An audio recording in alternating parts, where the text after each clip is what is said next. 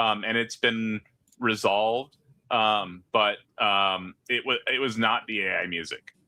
All right, I'm still slightly concerned about. I guess I can just mute it on my end. Yeah, well, we're a little ways away from the goal, anyways. Okay. We're at 3 out of 20 right now. If y'all want to make T-Jump even more worried, we can start slamming that goal. I'm joking. But all right, let's get back into this video. Did you want to make any comments on where we're at so far with his introduction, or do you just want us to get into this, T-Jump? No, I haven't seen anything yet, so I got nothing to comment on. Cool. I just gave you a quick rundown. No worries.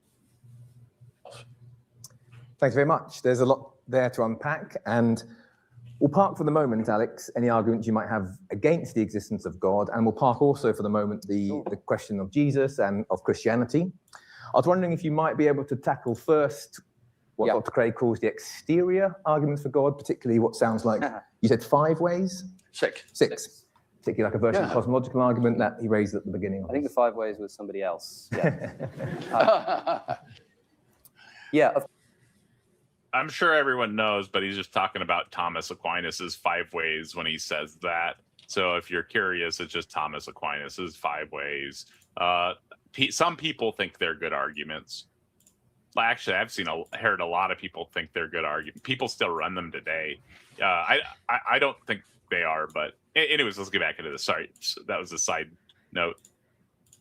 Of course, an atheist engaged in these discussions spends their time doing 2 things: providing positive reasons not to believe in God, and there's really only one popular version of that. But more often, for that reason, they spend their time responding to arguments that are put forward. So Dr. Craig has put forward 6 of these. And the atheist's job is to see whether they think that these arguments essentially hold. So for example, Dr. Craig says that God is the best explanation of the finite past of the universe, the fact that the universe had a beginning at a moment in time. And the questions that need to be asked in response to that are, did the universe have a beginning? How would we know that it had a beginning? If it had a beginning, how do we know that it needs some kind of cause? I think that's a spectacular point right there. And I was thinking about it while he was talking. He is so eloquent and so well spoken that, do you want to critique him as well? And thank you so much for the super chat, Richard. Greatly appreciated, sir. That's not AI made, though. That was made by a person. But with that being said, he's so eloquent. I've got I think all the timestamps are down here. Yeah, we've got all the timestamps down here. What we can do, let me see. I guess we'll just discuss each section. So I actually kind of disagree with you on that part. You want to just focus on what Craig says? No. I mean, I'd probably rather focus on what Cosmic Skeptic says than what Craig says. Oh, okay. But do you disagree with anything he was saying here? I thought that was a spectacular point, that there might not necessarily be a cause. I don't disagree with the argument itself. I disagree with the way he phrased it. Like when you say he's an eloquent speaker, I think he uses a lot of words that sound nice, but he's not expressing the point in a very good way for the other side of the debate. So like, when he says, why do we assume that the universe needs a creator, or like he phrases it in a way that isn't a positive assertion. He's not phrasing it in a way to challenge the religious belief of a believer. They're like, well, of course it had a beginning. Like they've been trained to respond in a certain way to those kinds of arguments. And so when he presents it in that way, it does nothing to compel the other side. It has no value in a debate whatsoever. It's just reiterating what the atheist likes to hear, but does nothing to actually challenge the theist position.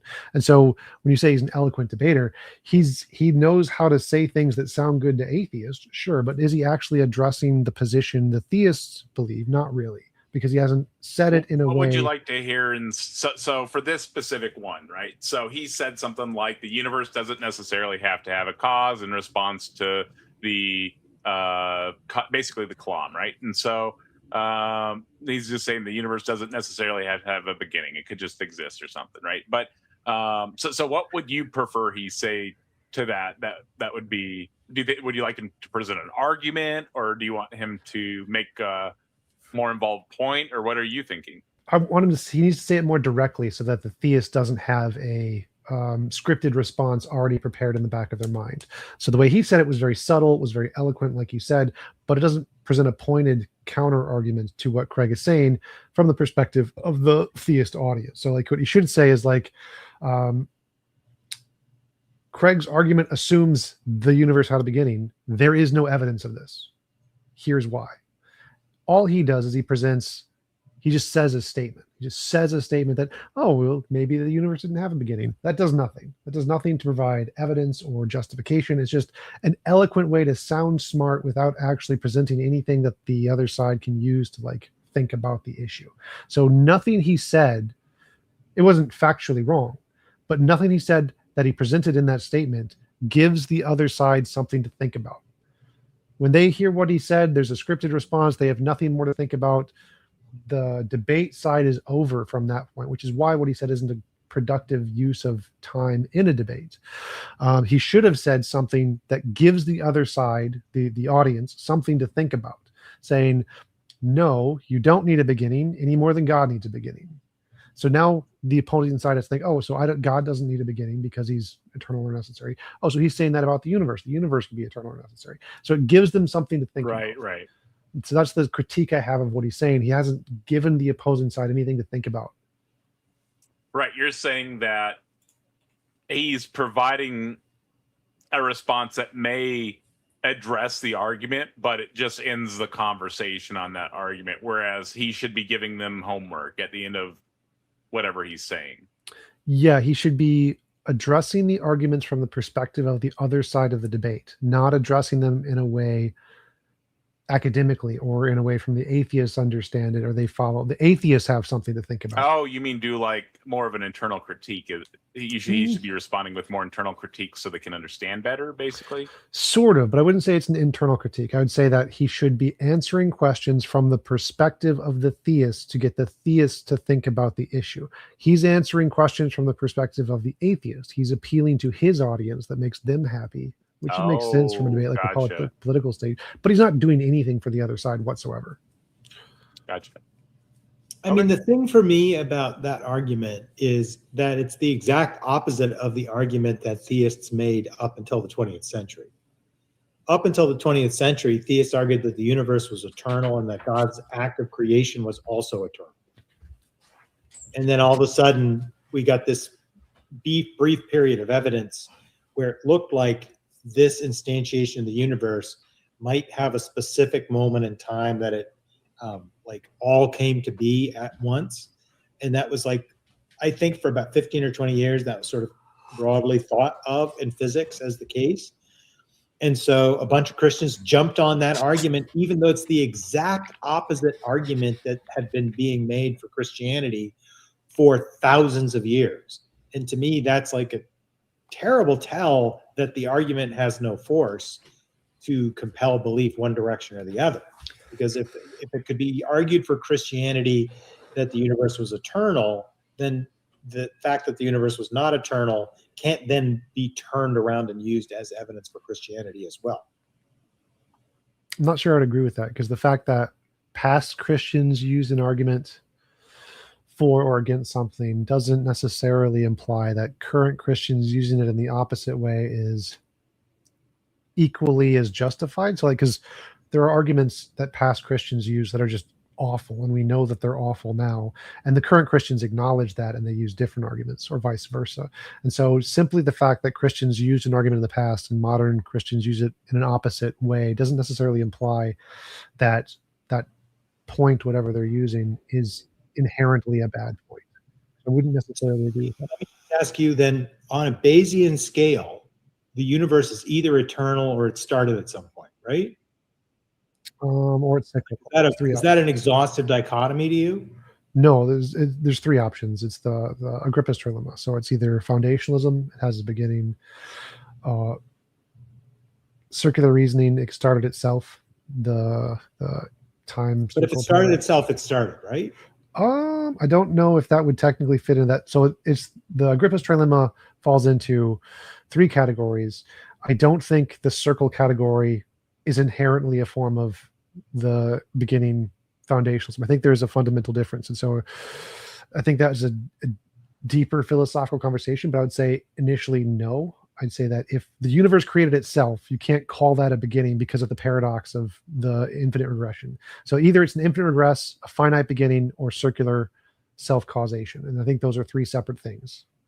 I would say that circular self-cause and infinite regress both leave no starting point. So I still think it's like an exhaustive dichotomy that there's either a starting point or there's not.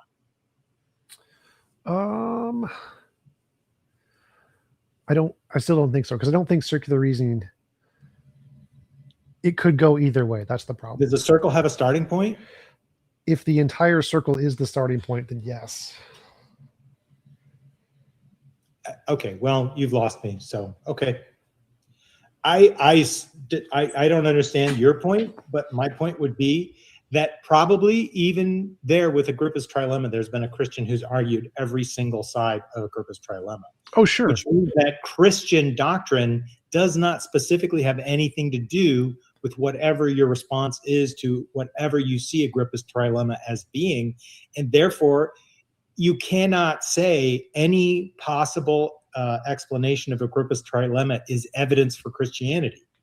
Again, that's the part I'm disagreeing with. Just because there is a Christian which has argued everything doesn't mean that whatever specific topic we're talking about must necessarily not have a correct or evidential basis. So like there are many weird Christians out there who I think we would both agree have a really bad, weird understanding of Christianity, like the Hebrew Israelites who think that Jesus was black or something and came from Africa. Like that's clearly, there's no historical basis for that. But the fact that they argue that doesn't mean now that the people who argue that Jesus was from the Middle East are just as equally as unjustified. The fact that there are many Christians who argue many different things from many different perspectives doesn't invalidate or count as evidence against any of them particularly being good arguments. You'd have to address the argument itself. So it sounds like an Right. ad So hom in a that's sense. my point. This possibility space has no evidence. I don't know what that means. Possibility space. Agrippa's trilemma is it's going to include all the possible answers, right? And there's no evidence to decide one direction or the other about the universe. Well, So that's the a fact- separate question. So No, it gets directly to the point. The fact that Christianity is not marshaling evidence on either side. They didn't marshal evidence that the universe was eternal, and they didn't marshal evidence that the universe had a beginning. They just accept the current dominant understanding and say, well, under this dominant understanding, this is evidence for Christianity. That's precisely my point. So what I heard you say was, because Christians have argued both sides of the debate, therefore you can't say that the current position is a good argument because the past position argued the opposite. I think that's what I interpreted your argument to be.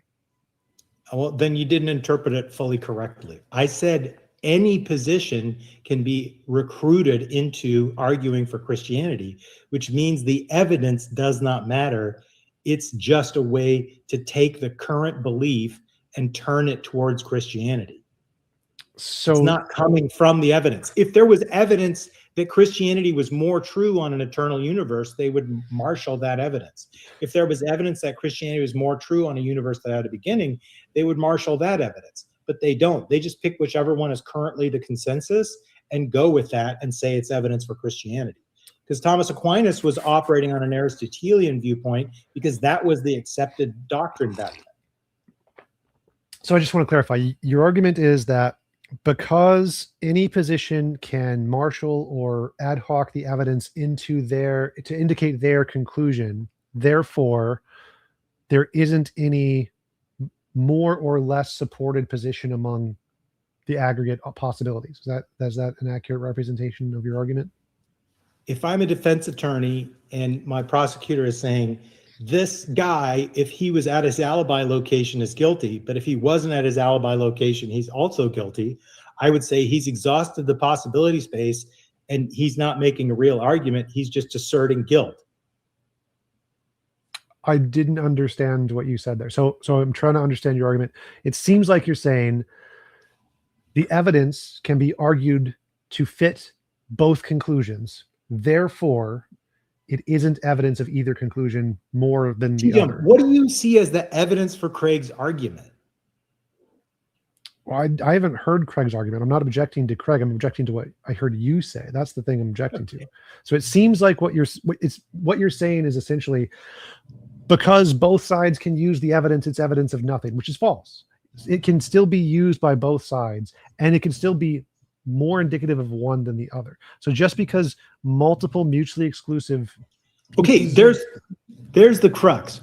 More indicative. Where's the part that's more indicative? Well, so that part hasn't been presented yet, but you can't say there Yes, isn't there is one. none. You can't say there isn't one simply because both sides use the evidence. That the fact that both sides use the evidence is not evidence that there isn't more evidence out there that indicate one way or the other is a better interpretation. So like saying, First of all, I'm not talking about both sides. I'm talking about they're all Christian. yes, that's what I mean by both sides here is the What different do you mean versions by of both Christianity. sides? They're both Christian.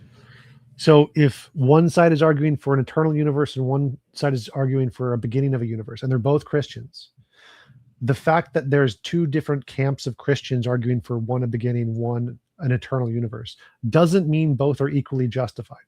One could be more justified than the other. One could be more rational than the other based on other factors. Whatever factors they're using to justify their position, some of them might be more rational for one and less rational for the other. So simply the fact that both try to find pieces of evidence that fit their conclusion doesn't mean simply the fact that there's two different branches of Christianity arguing for the exact opposite thing to try to lead to their conclusion doesn't mean that that topic, whatever it may be, either is or is not justified or is equally justified on both sides. That isn't solved by simply the fact that there's two different branches of Christianity arguing in opposite directions. I mean, I understand the point you're getting at. The point you're getting at is that, well, if anybody can argue for whatever is the conclusion, that seems completely ad hoc, which I understand that, but it's just not necessarily true. Like there are flat earthers who claim that there's, you can explain the stars with, that it's a NASA's conspiracy, whatever. And you can be through the problem of underdetermination. All empirical data can be explained by infinitely many hypotheses. It's just a fact. Yeah, I'm aware of that. Let me walk you through my argument so I get you to understand it, so Sure. that maybe you'll be real clear on what I'm trying to get across. Sure. Okay. For the vast majority of Christian history, Christian doctrine has been based on the fact that God is eternal and the universe is eternal and that God's creative act is eternal. That's been the philosophical position for the vast majority of Christian history. Do you agree with that or do you disagree? I have no position either way. It doesn't make a difference to me. Okay. So, well, then I guess you just don't want to follow through with the argument. That's fine. With whether or not I agree doesn't make a difference to the argument. What I would say initially is I don't care. Regardless, Okay, like if well, all of history up until 5 minutes ago, it- Christians argued X, and then 5 minutes ago, a new Christian argued Y. The If all of Christian history, Christians argued that Jesus was not God, Let me finish. would that Let me all of a finish. sudden make a Let big me difference finish. if they now started arguing Let me that he finish. was? Let me finish. So if all human history up until 5 minutes ago, all Christians argued X, and a new Christian comes along and he argues Y or not X, the fact that all history Christians argued something differently does not in any way discount or count as evidence against the new position Y. It's just an argument from history fallacy. It just doesn't matter. The credibility of the new position has to be evaluated on its own merits independently of what anybody else did in the past. So referencing the past and saying other Christians did it or they did it for the longest time is just not relevant to the debate of whether or not Y is a good argument. It's a fallacy to say that because of past historians, an argument from history. What is the name of that fallacy? Pretty sure it's an argument from history. I can Google it for you. The argument from history is the name of that fallacy? I haven't researched in a while, but I can find it. Yes, that is a No, fallacy. that's fine. So just to be clear, And to be fair, Kurt, I did when I was talking earlier, I blanked on induction for a second. I was trying to say deductive and inductive, and I blanked. I was like, because I've been reading all day and working on like my brain wasn't there, right? And so I get give him. sure he knows what he's talking about on this specific thing, right? Real fast though, there is a super chat from Richard. He said God took out his phone. It's on life support right now, recharging. Sorry to hear about your phone. I'm sure it'll be back up and operational very quickly. I do greatly appreciate the support, Richard. You are awesome. Thank you, sir. I do need to play this though.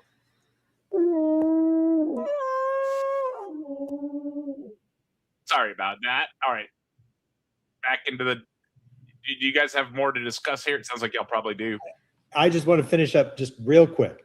So if it has been throughout Christian history, the belief that Jesus is God, and then now 5 seconds ago, some Christian now starts arguing that Jesus is not God.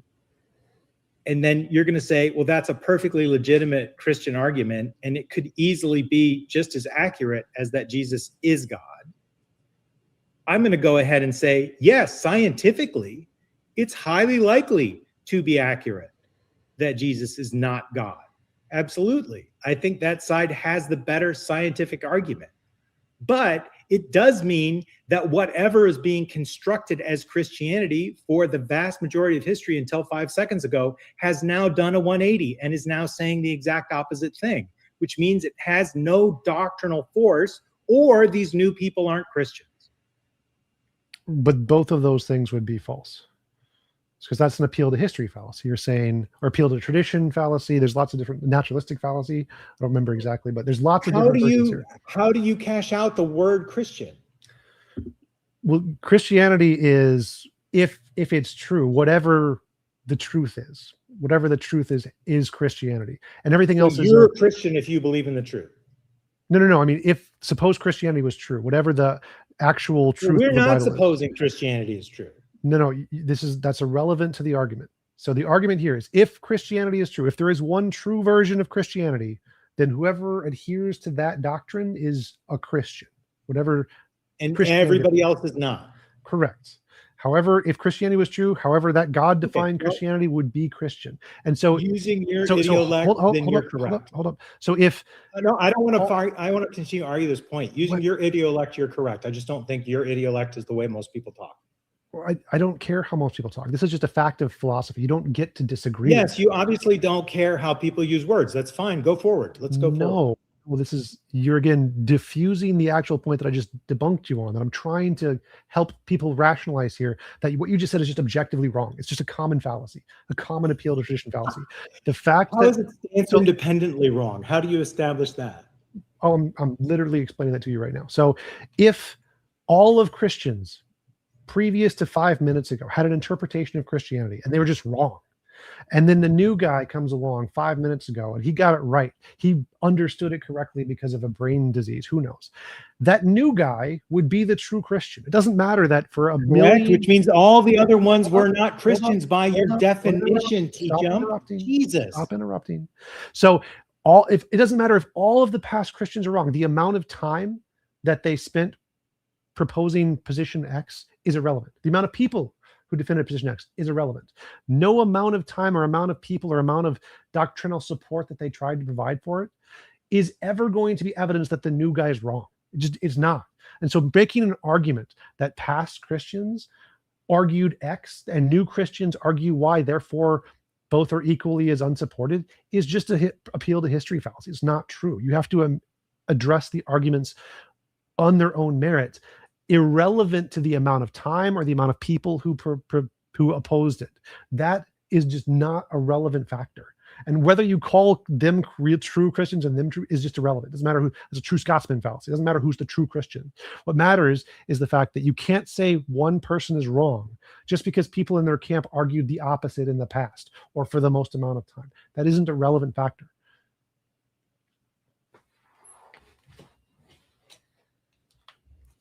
Gotcha. All right. Well, let's go ahead and get back into this video. I'm sure we'll see some more stuff with Alex here that you sounds like you have some disagreements with his rhetoric, and so that'll be interesting to hear here. Dr. Craig is perhaps most famous for his Kalam cosmological argument, which seeks to establish these facts, that everything which begins to exist has a cause, that the universe had a beginning, and that therefore the universe had some kind of cause. And if the universe is the totality of all space, time, and matter, then the cause of the universe must be spaceless, timeless, immaterial, and so on. Most attention in this argument is given to the second premise, that is, that the universe began to exist. Okay, and there's a super chat from Kurt. Greatly appreciated, sir. He just did a 10-minute mute on T-Jump. I'll start the timer now. And Alex was making a good point here. And maybe some audience member will come to the rescue. Let's see what happens here. Now, some of you may Kurt. be under the apprehension that Big Bang cosmology tells us from a scientific perspective that the universe had a first moment. That is not true. The evidence for the Big Bang is evidence that sometime around 14 billion years ago, all of space-time was condensed into a really hot, really dense state. In order to get to a first moment of the universe, you need to take the observations which show that the universe is expanding, reverse them to get to the hot, dense state, and then keep going past the hot, dense state. And this is what Hawking and Penrose, Stephen Hawking and Roger Penrose did in the 20th century to show that at the beginning of the universe, there was what was called a singularity. So I think this is a really good point, and this, I hope, is kind of what T-Jump was wanting. I mean, it's not really sitting in their position, right? Don't get me wrong. It's not taking their position, but it's still giving them something to think about because he's providing the scientific understanding of the universe. Although I know they're saying that the God created that, so it's not perfect, but he's at least explaining the scientific understanding of the universe. And I do like hearing that stuff. And I'd hope they like to learn about that stuff too, you know?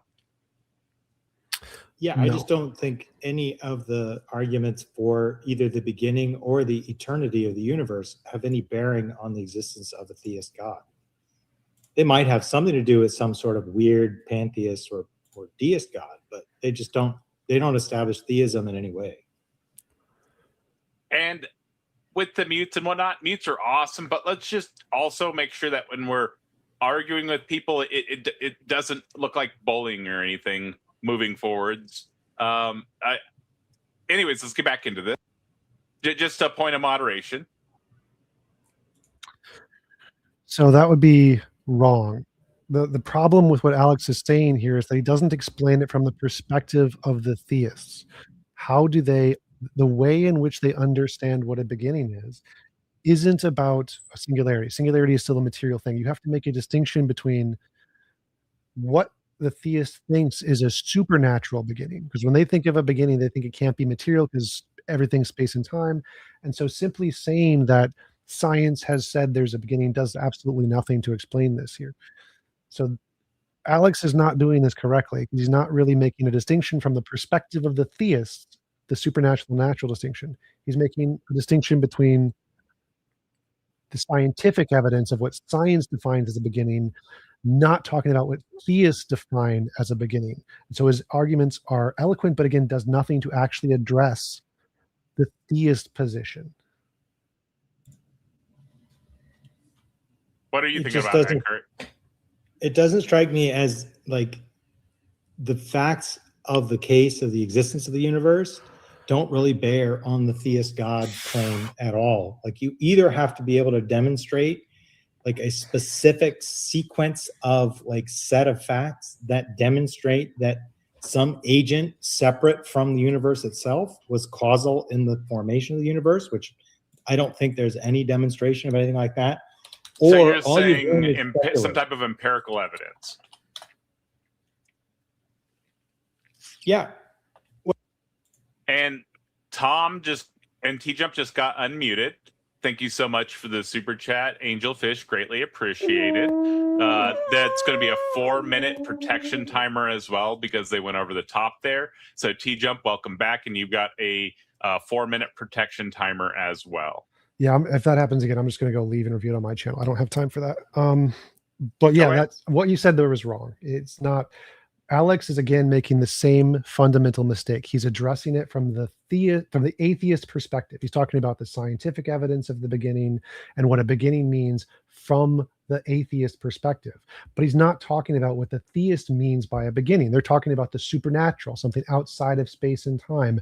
And he's explained it in a way from a scientific perspective that, of course, could lead to a outside of space and time argument.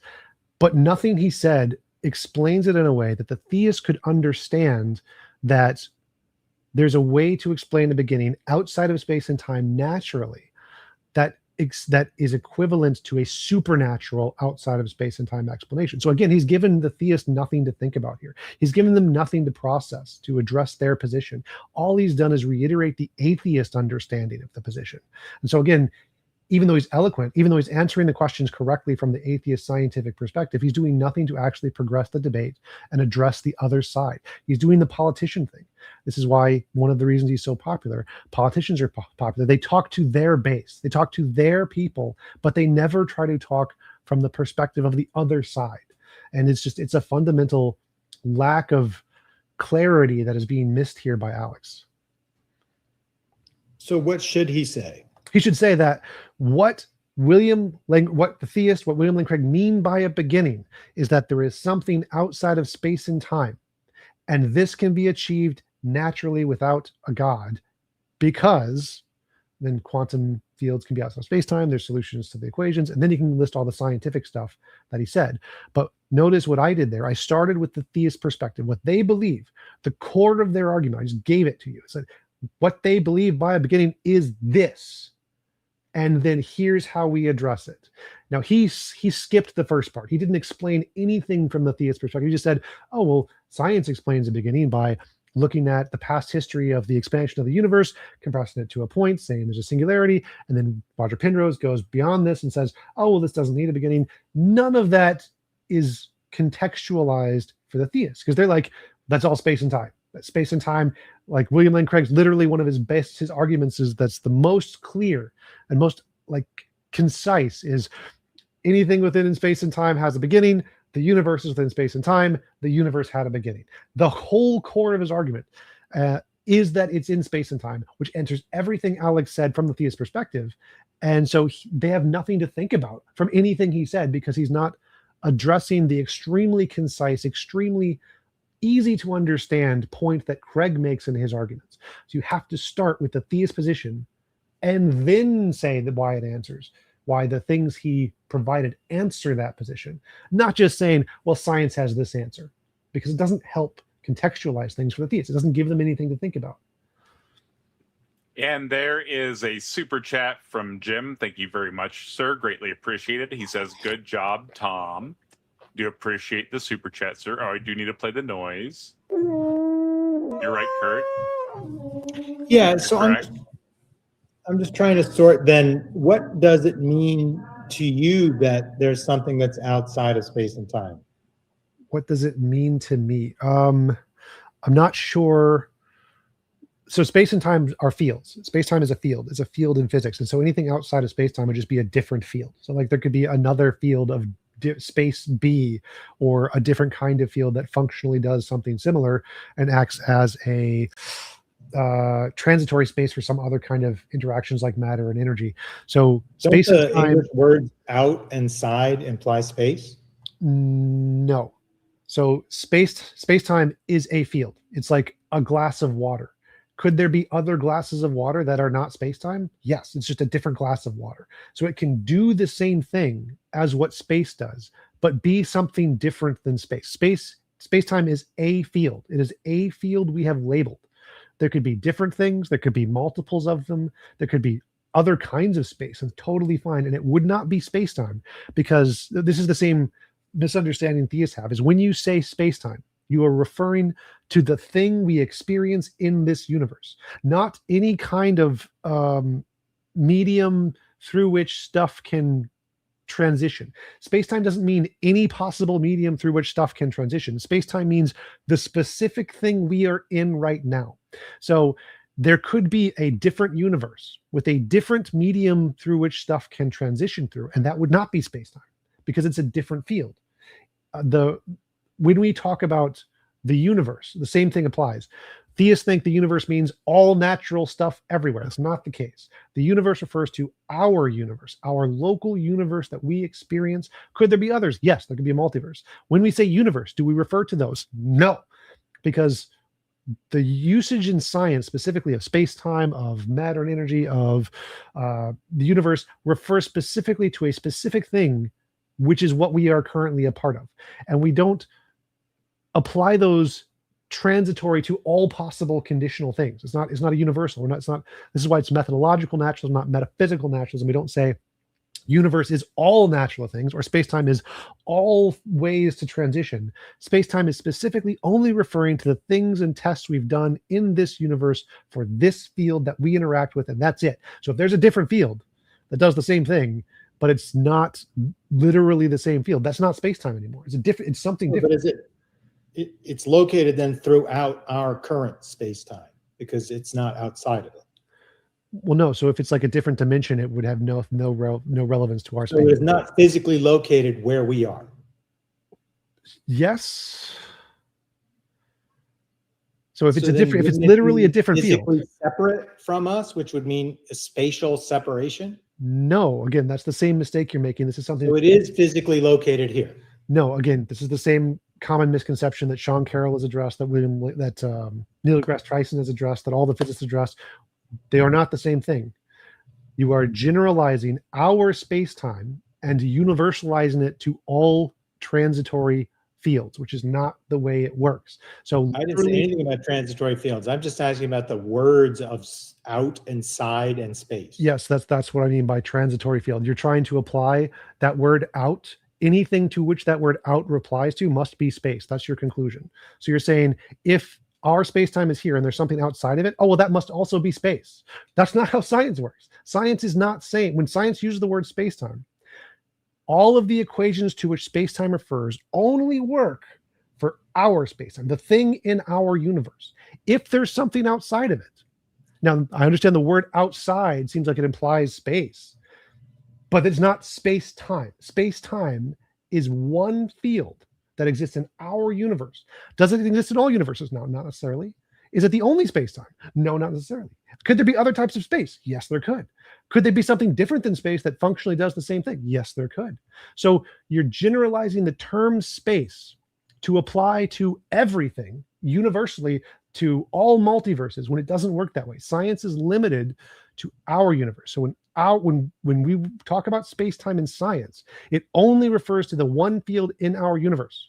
It may or may not apply to other universes. It may or may not apply to other fields. Those are not you claimed made that science. point several times, but And I'm talking real about words. fast, I think you. So Kim, thank you so much for the super chat. Greatly appreciate it. I think you just answered their question. They were asking if you had any, or that it Yes. sounds like you did. No, I have not provide answered some. the Do you have question. any?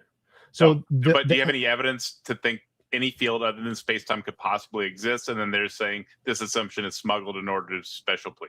no, so it's a logical possibility. There's no logical contradiction. The evidence is the fact that they solved the general and special relativity equations without the use of space-time, showing that the same thing can be achieved by other possible fields.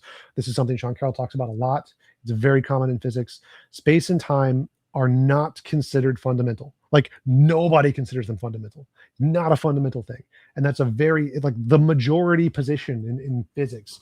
So yes, there's tons of evidence mathematically, like it's theoretical evidence. We don't have any proof or whatever, but nobody thinks space and time is the only field that can use or cause interactions. It's just not a thing in physics. This was solved a long time ago. And this is the same intuition that the theists are glomming onto to try to justify William Lane Craig's arguments and their beliefs. And so it's incredibly important. This is like one of the key points that we should be talking about. And that I doubt Cosmic Scepter is ever going to bring this up. It's just not a thing because he's not trying to bring up novel arguments or actual understandings of the issues. He's just I don't think we talking should points. be speculating on their psyche or what's going on behind the scenes. I think we should just be responding to the arguments that are being made. And it sounds like you had some good critiques of the arguments that are being made, but I don't think we should be speculating about like what they're thinking coming into this like that, you know? What do you mean? Which Just thinking about like what he's thinking behind the scenes.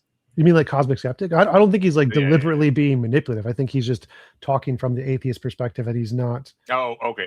Thank you for the clarification. I just am trying to avoid speculating on people's motives and stuff. in Oh, these yeah, debates absolutely. And stuff. And Frosty, thank you so much for the support, sir. Greatly appreciated with the super chat. He says, "Good job on getting your monetization back, tacos. Looking forward to more panels every day. $10. Also, Kurt, it's conscious being based, so it's conscious being based, so it's realm dependent." Oh, okay, thank you, Frosty. That makes sense for sure. Greatly That's gotta appreciate the be super Frosty chat. Cinedude, right?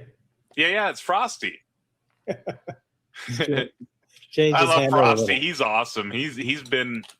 He has seen or been in the chat like every show for the last like year, dude. He is awesome. I like Frosty. And he's been on the panel a bunch. He's so funny. But do you two have anything else you need to discuss here, or can I play the video a little bit more? Sure, go for it. Yeah, I just want to clarify. I'm not saying Cosmic Skeptic is being deceptive. I'm critiquing where he could improve his arguments if he actually made an effort to communicate the theist position. Gotcha. I'm with you. Halper, who was never far away from these discussions, either intellectually or physically, hi Phil, conducted a survey recently, 2 of them actually. The most recent one, I believe, the largest collection of physicists ever surveyed, or at least it was replicated. And the survey asked a number of questions to leading experts. And the only question that got majority consensus at about 2/3, the only one, was that the Big Bang is not the first moment of the universe. It is a hot, dense state 14 billion years ago. We don't know if or what came before that hot state. It's simply not something that we can measure. So scientifically, we're not on sort of solid ground. But Dr. Craig. So that is an interesting statement right there in the middle of this debate. What are y'all's thoughts on the continuation of this scientific argument and then the conclusion of that portion of his response to Mr. Craig, Dr. Craig? Well, I'd like to Professor hear. Craig. I wanted to hear what he said, but Dr. Craig, because I think he Gotcha. gave a introduction to his point, but he hasn't made his point yet. Gotcha. Okay. Is more fond, I think, of putting forward philosophical reasons why the universe must have had a beginning. And these rely on the impossibility of an actual infinite. That if the universe had an infinite past, that would mean that you would have had to traverse an infinite number of moments in order to get to the present. I think I'm fair in saying that this is one version of an argument you would give to say why we would say that the universe has a finite past. Is that, plausibly, in order to get to the present, you have to complete the past. But if the past is infinite, you'd have to complete an infinite series. You can't do that. And so you would never arrive at the present. And yet here we are at the present. You can pause there for sure. So his intro was that the evidence of science doesn't say the Big Bang is a beginning, and that he gave the the Phil Survey's paper, or probably a physics one, probably not the Phil Survey's paper, a physics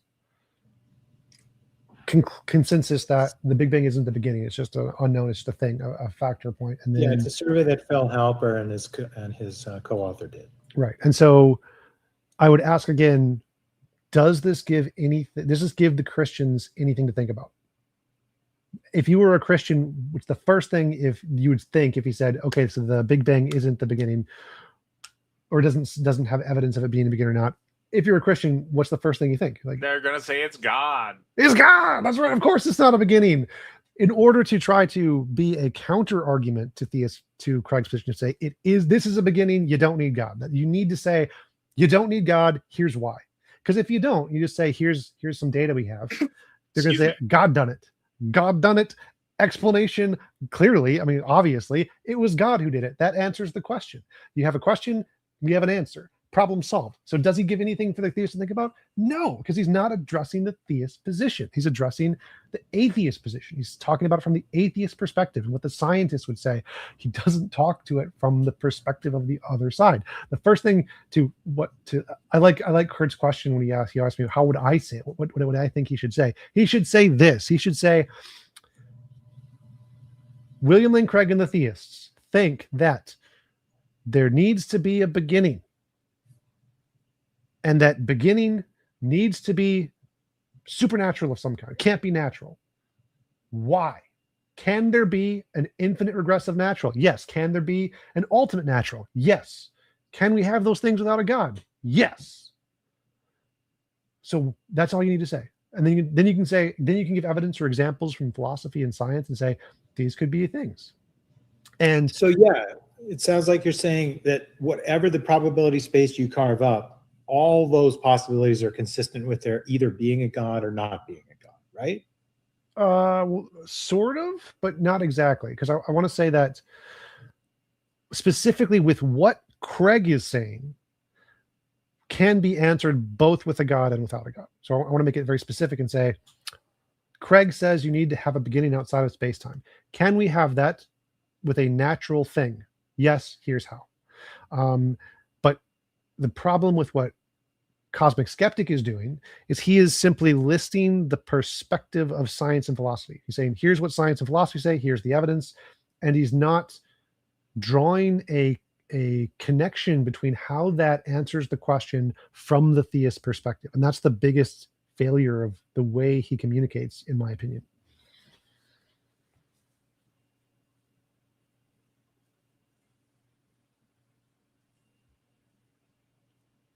Sorry, I had my mic muted because if I'm talking, and anyways, it's just issues with this animated avatar. Sorry about that. Therefore, the universe had to have had some kind of beginning.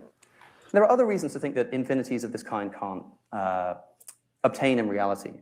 Dr. Craig is famous for relying upon David Hilbert's famous analogy or imagery of an infinite hotel, a hotel with an infinite number of rooms. And all of those rooms are full.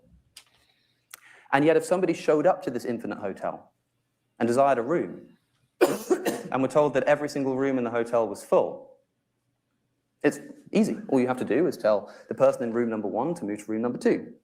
That one's occupied, so the person in room number 2 moves to room number 3, and number 3 moves to 4, and 4 to 5, and so on.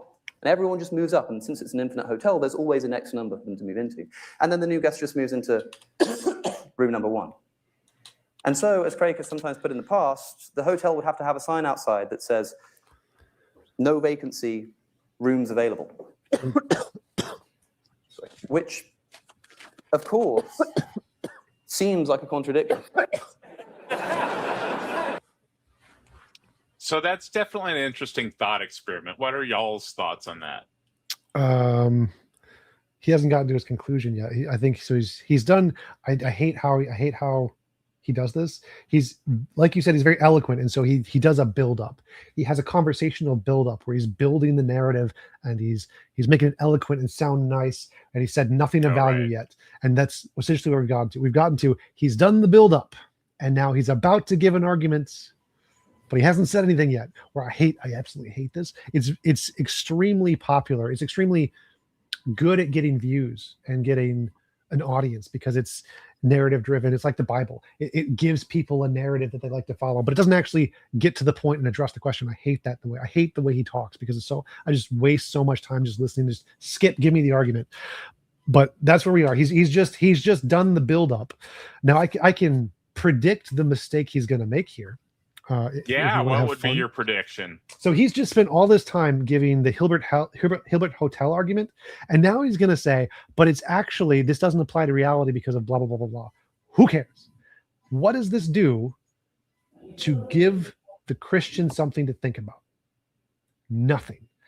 How many of the Christians in the audience, in the watching online, understand Hilbert's Hotel and understand the correlation that has with reality? And he's going to say, here's why that argument doesn't, it's a false analogy, it doesn't apply to reality, and reality works in this way, X, Y, and Z, therefore that argument doesn't apply to reality. How does that answer the question the theist is asking? Like first, what is the question the theists are asking? Can an infinite regress exist in reality? That's the question that Alex is alluding to here. And his answer that he's trying to provide is the scientific one, the one that, like, no, that argument doesn't apply to reality. Okay, how does that get the theist to think about things? It doesn't, because you're not answering it from the theist perspective. From the theist perspective, they want to know how, in a natural world without a God making a decision to start something, can there be a clock or some physical process that leads to a start? Oh, it can't, because that's another physical process. So he needs to explain how you can have, again, something outside of space and time that is natural that can start space and time. That's, if you do that, problem solved. You give the theist something to think about. You say, oh, there can be a natural, necessary being that isn't a God, and it's just a natural quantum field that exists outside of space and time, and it can create space and time. So the beginning, which is a necessary being that exists outside of space and time, can be done with a natural thing, and that's how you have a beginning to space and time. And now the theists have something to think about. Now they say, oh, we can do this, and you'd have to give a justification in science. Can this be done? And the way you would do that is you'd say, there are different models of physics, like Carroll's is more of like an infinite regress with the string theory thing. But I'd say something like a quantum field that is outside, that exists eternally or something. That's the one I like. And you give an example and you say, here's some physics papers that justify this, and it can be a necessary being outside of space and time.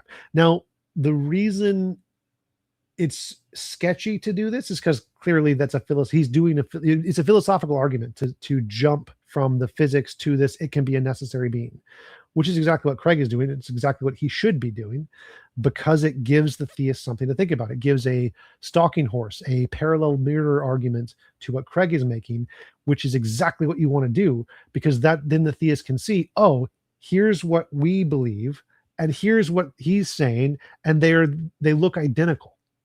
And so it makes sense to them. Oh, maybe this could explain it. And now, of course, you're copying from my worldview, but that's easily addressed later. But that's what you should be doing. You need to make a parallel to what they understand, because that'll help them to understand your position better. Simply saying it from the atheist scientific perspective doesn't help them to understand it better. It doesn't help them to see an alternative.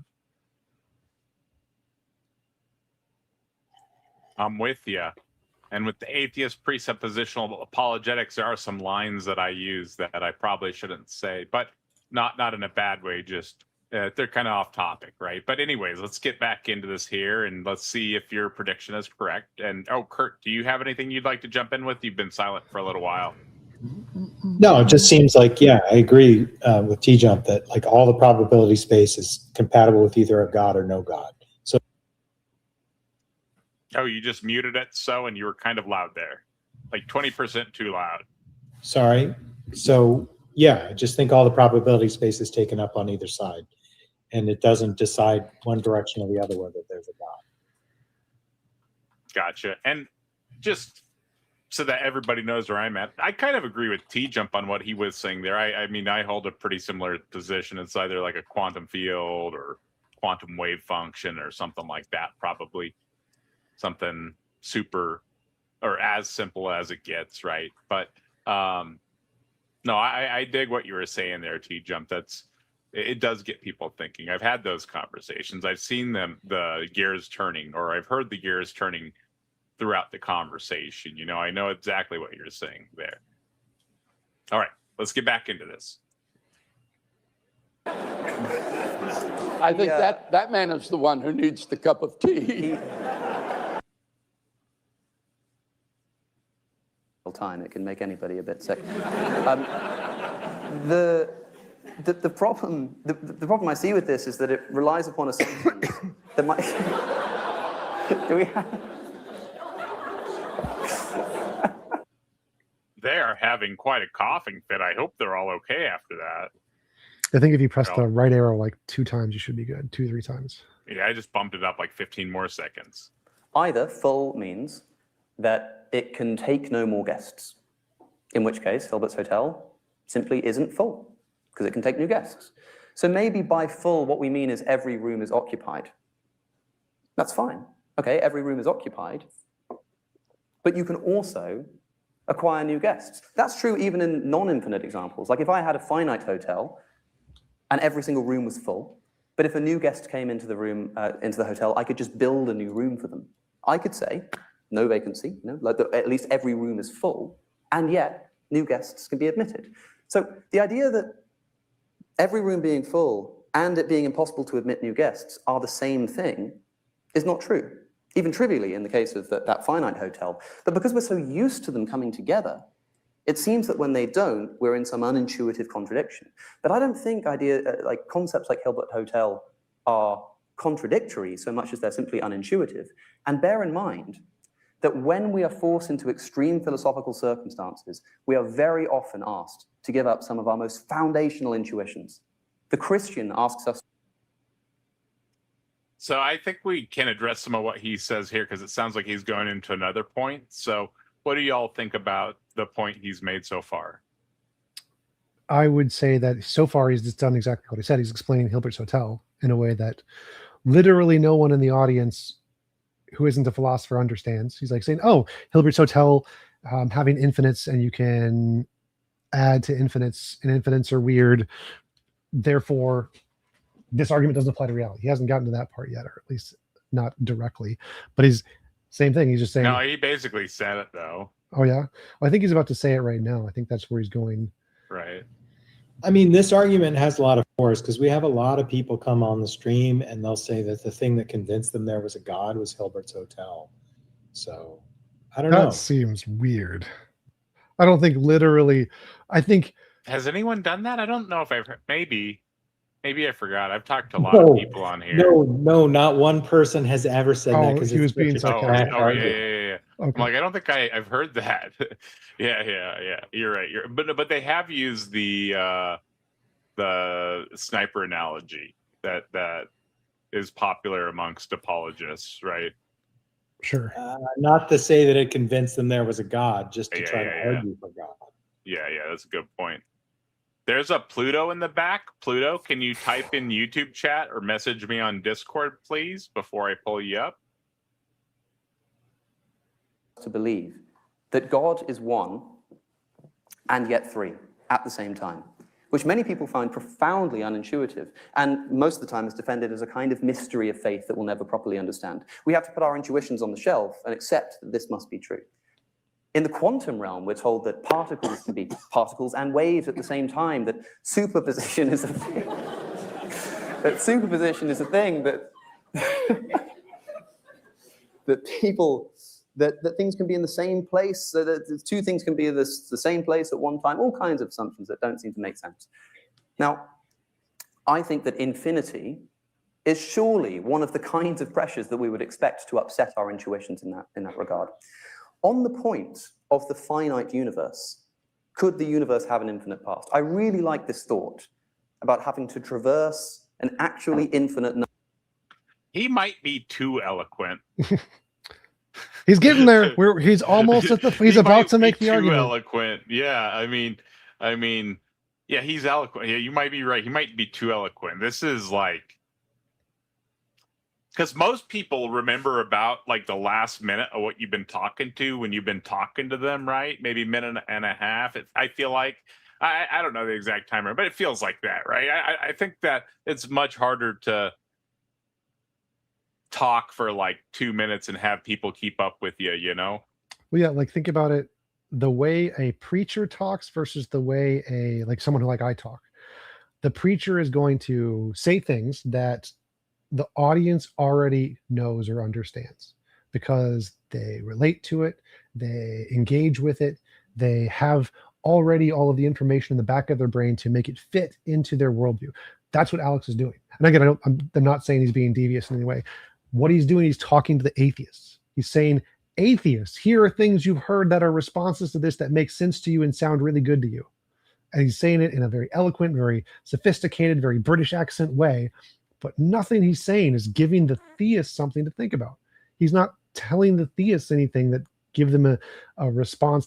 Like you said, people only remember a couple sentences or a couple seconds of what you said. Are the theists going to remember anything he said? Are the theists who haven't studied Hilbert's Hotel going to have any idea what he said or be able to tie that into how that answers the question of the debate?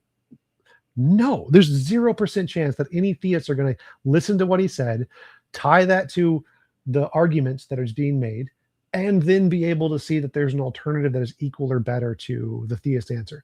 The theist answer is very simple to them. They already have the background information. Providing all of this this gunk of eloquent, nuanced philosophical gibberish does nothing to help the theist, does nothing to address the position from the other side. And there's an interesting, I'm not sure if Leo is responding to the chat or O'Connor. I think he's responding to O'Connor, but he says quantum mechanics says none of that. So I think he's responding to what he's been saying. And Pluto, I don't see any activity on the channel from you previously, and you have no activity on your channel. I'm sorry, man. I'm not going to be pulling you up. Have you had like issues with people? Was that like you don't pull them up because of? I'm just playing it safe. Number of moments in order to get to the present. Right? This is my favorite argument because it's just so intuitive. How could we arrive at the present if you had to complete an infinite to get to the present? My question is this: an infinite number of what?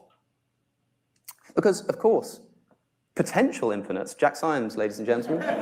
Oh, hello.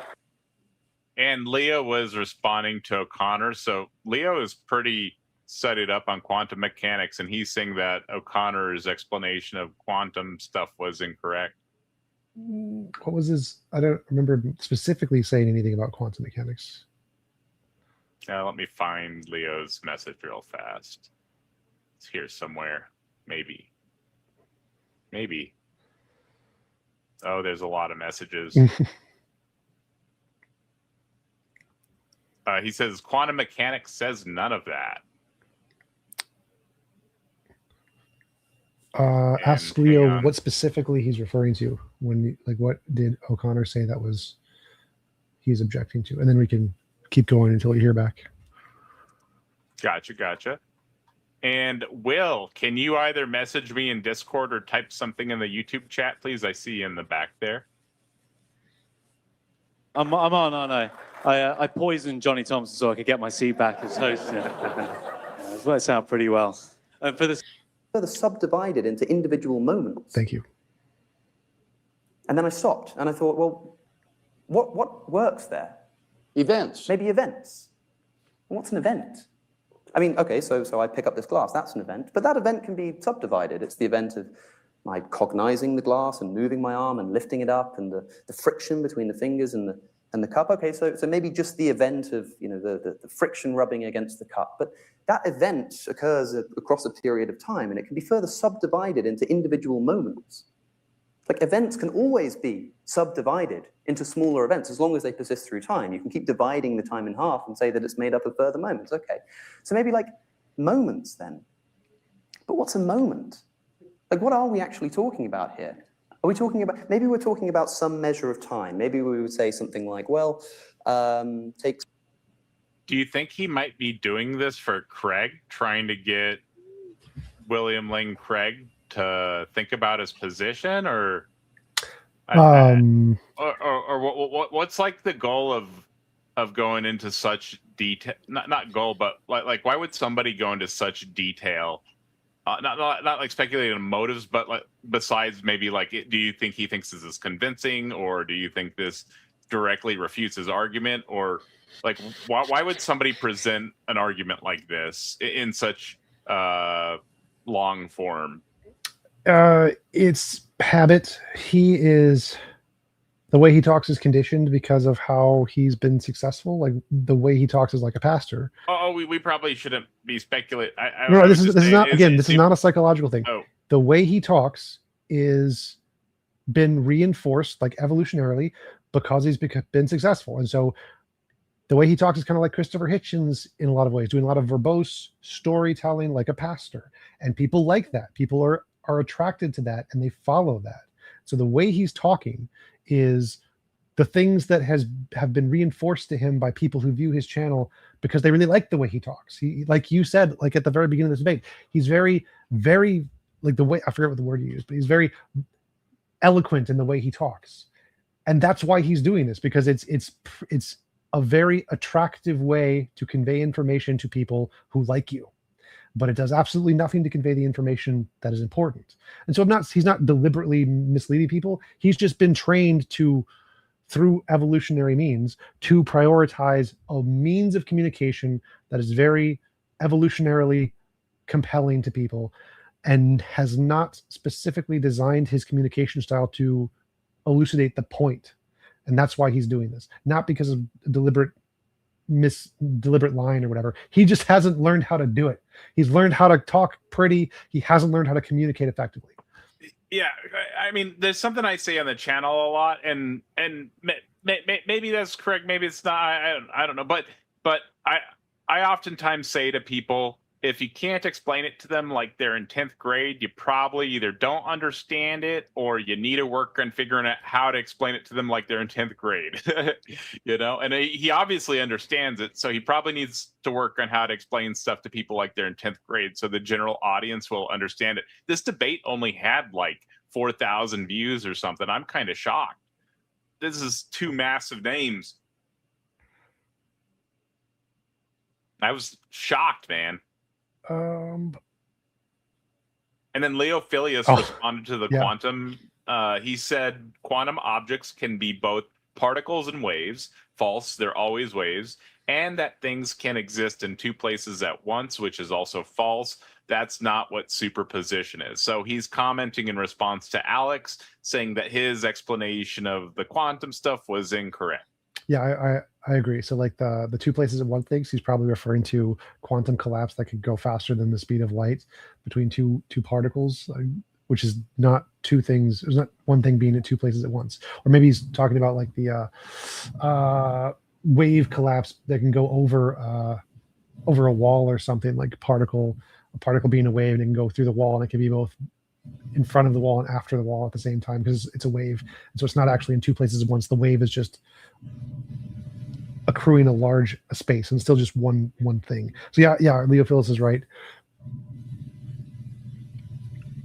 And Kurt, you've got a little bit of background noise right now. Yeah, sorry, it's my air conditioning. It's really hot here. But, no worries. But I would just defer to Leo Filius's interpretation generally, and just recognize that I don't even have the ability to make a coherent statement here. But I don't think that, however this shakes out, it has anything to do with whether the Christian God exists. And I do have to thank Puggles for the massive $100 Australian super chat. Thank you so much, Puggles. That is greatly appreciated. I sincerely appreciate that. And it's wonderful to see you and everybody else. I've been kind of quiet because they've been talking, but I saw a bunch of new names in chat. Not new names, but people that are coming back. The Han, Nitty, Austin, who else? Obviously Puggles. Good to see everybody. Thank you all for being here. I hope you all are having a spectacular evening. And I do have to play this at least once. I know there were a few I missed there. Back into this debate unless either of you two have any more comments here.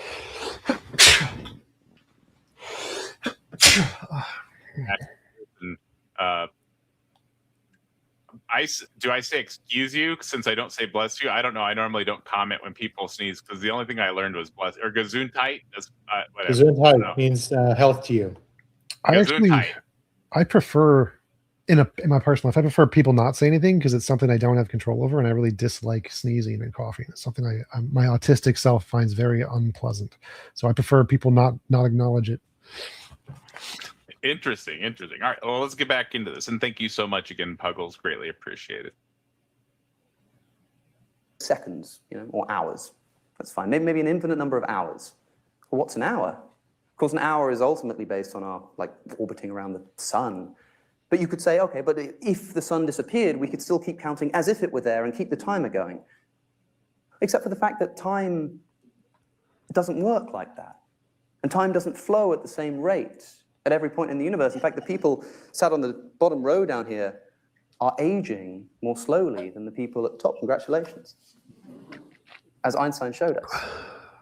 And so I'm actually not entirely sure what things we're talking about that would need to be infinite and therefore unable to obtain in reality in order to have an infinite past. Now, don't get me wrong, I understand the intuition. It still seems like a hard pill to swallow that the universe might have been past infinite. But it's a pill that many people swallow, not discluding, by the way, a certain Greek.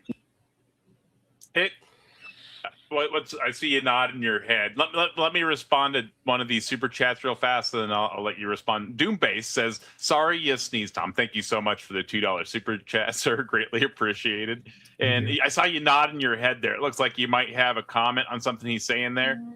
I'm just in pain because this is like he's going down a list of, oh, maybe it's an event, oh, maybe it's an hour, oh, maybe it's a thing. Like, why are you going down like this is like reading the Bible or Lord of the Rings. This is Thor, son of Glowin, son of Blowin. Like, who cares? Get the point. Yeah, I mean, he is definitely going into this this is taking him quite a while to get to the point. And I feel like he could have mentioned these because William Lane Craig kind of just mentioned the different arguments, I think he could have kind of done the same thing rather than explaining them all and had the same impact, at least to William Lane Craig. And if they needed to dig into something, they could have dug into something. But this is quite the explanation, although it is very eloquent. Mr. O'Connor, you are very eloquent, sir. I wish I could speak like you. So just to jump in there, I think what he should have done, he should have said, kind of like what Kurt's making, all of the arguments Craig says can be explained naturally without a God, equal or better to a God. Start with that. So now all of the subsequent things he says are building towards something that the theist can understand. Then he can say, here's one of Craig's arguments. Here's how it's explained naturally better than a God. And then you can give a bunch of all the scientific philosophy stuff. The audience doesn't need to understand it. What they need to understand is how it relates to a core argument that counters their position, which Alex hasn't presented. He should have started with, we can explain all of these things without a God better than a God. Here's how.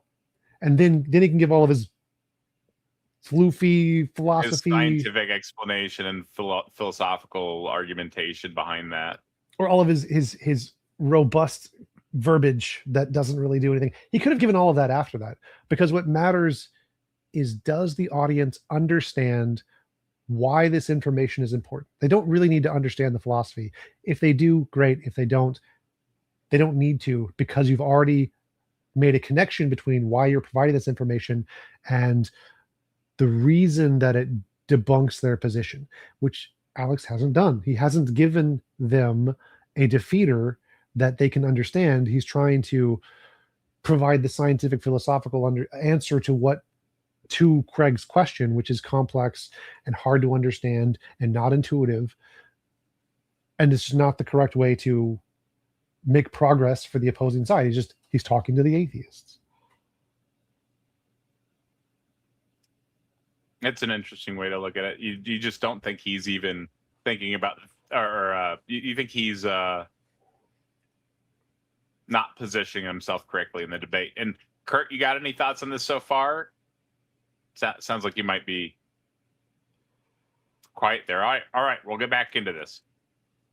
Marble sculpture you may have heard of, called Aristotle, who himself made this important distinction between actual and potential infinities, and thought that actual infinities were something that couldn't obtain in reality. And yet Aristotle believed that the universe had an eternal past. He believed that the past stretched infinitely, it stretched infinitely into the past, that the universe did. And so it seems to me unclear. I mean, the two assumptions built into that particular point, in other words, are that actual infinities are impossible, and that a past infinite universe would count as an actual infinity. Dr. Craig, I also know, is a proponent of the A theory of time. I mean, I don't know what to say other than it's taking him way too long to get to the point.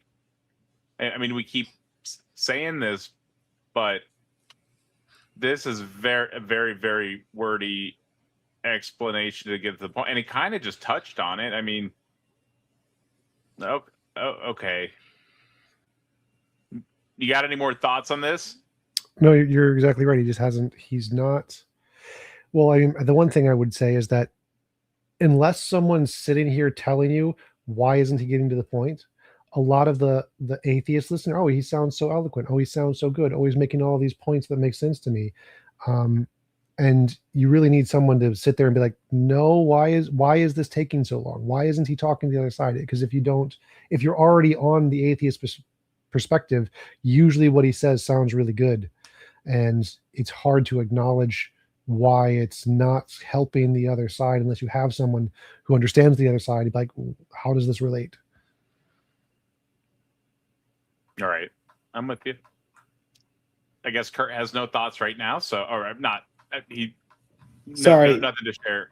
Yeah, no, my I got a lot of noise here, so I was muted for the noise to die down. But the main thing that I would say is obviously when Craig does his opening, he's giving you like basically a Gish Gallop, right? He's giving you all these different arguments.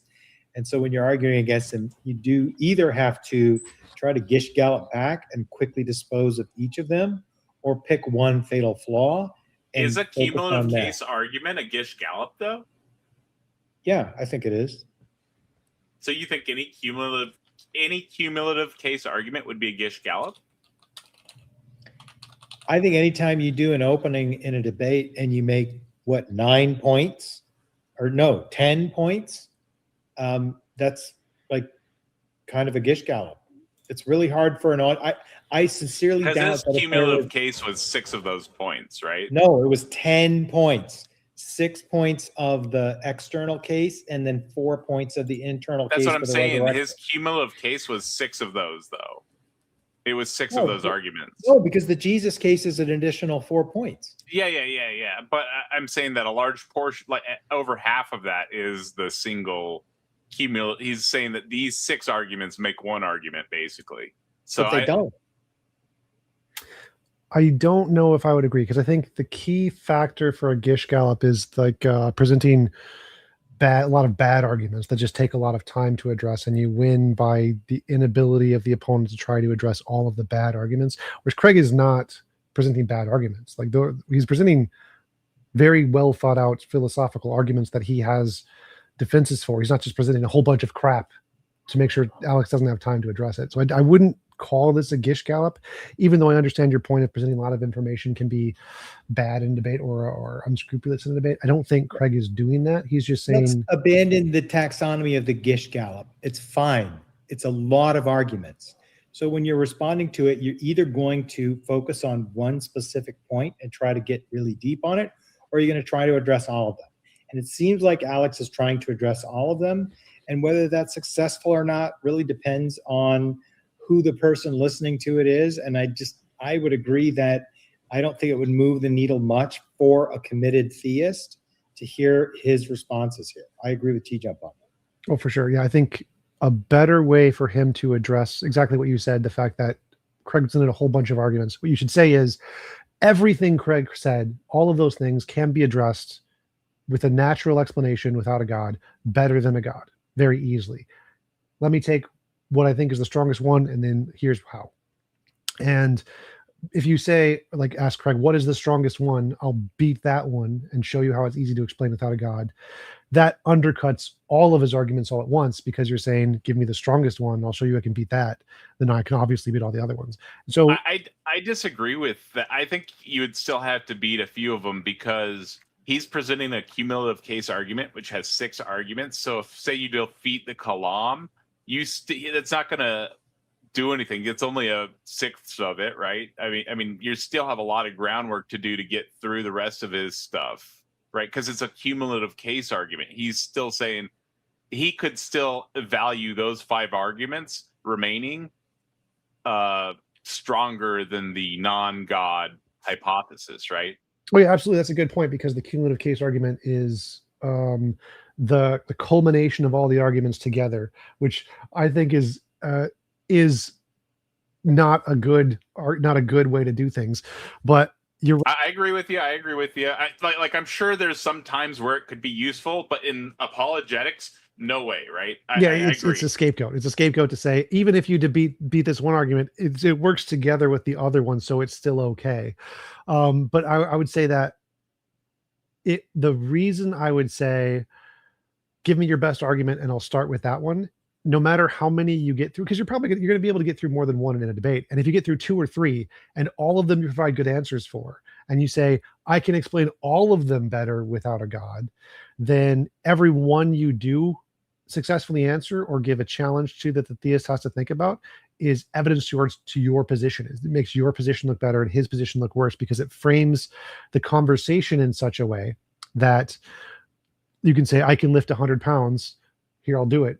And then you do it every time that you're asked. That's great evidence. That's inductive evidence that you can do exactly what you said you can do.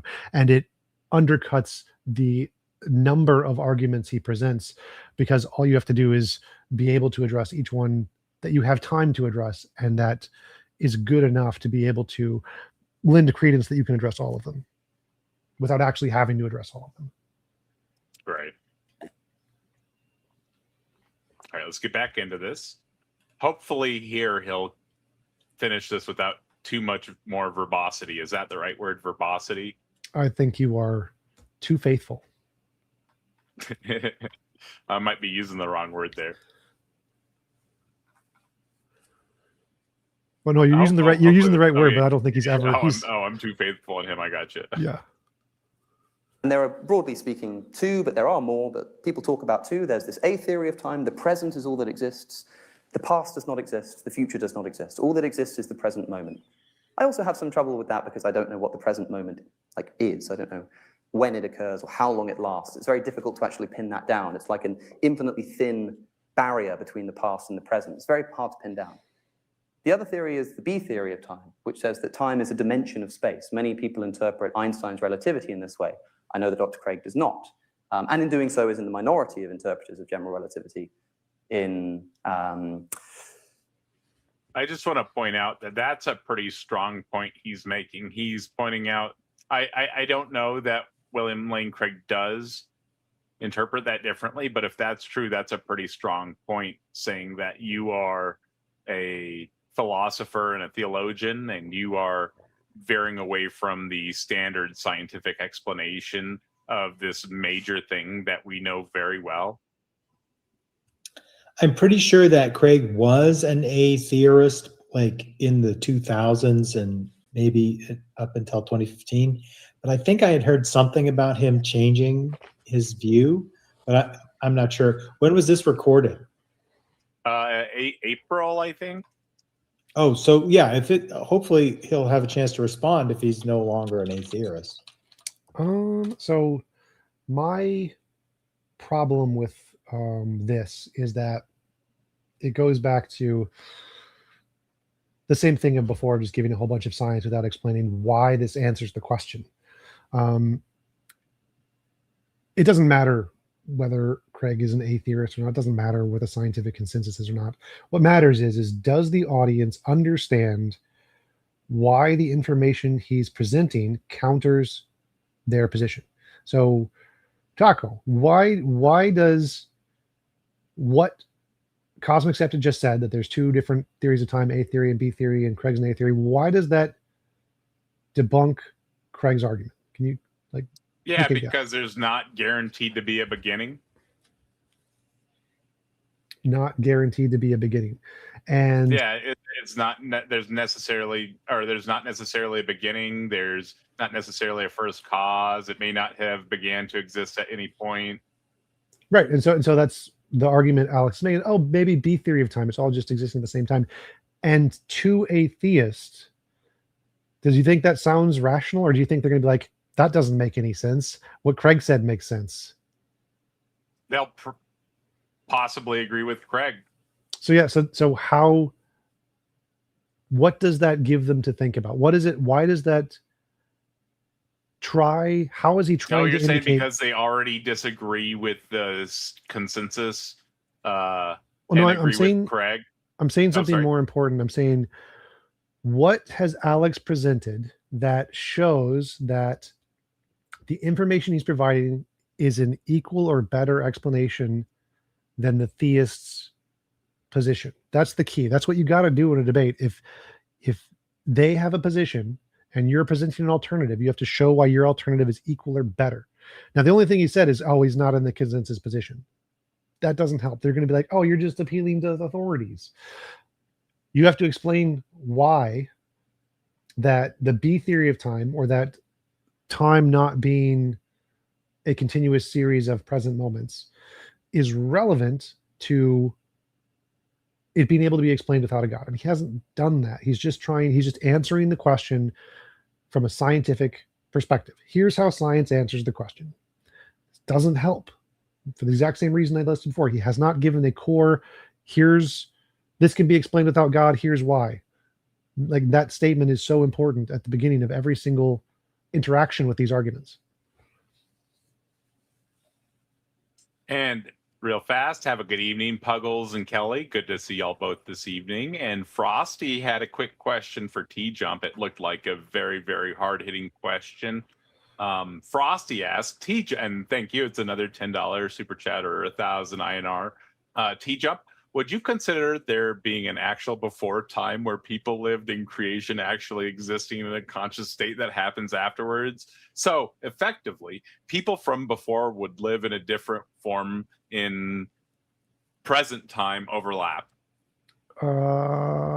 Is he asking like a reincarnation thing, or is he asking like a multiverse repeating thing?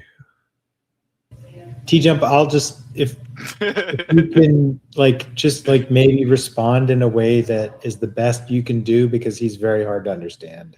Hey, let's be nice to Frosty. He's a wonderful, wonderful guy. He's a wonderful guy, but he's very difficult to figure out where he's coming from. I will just say that.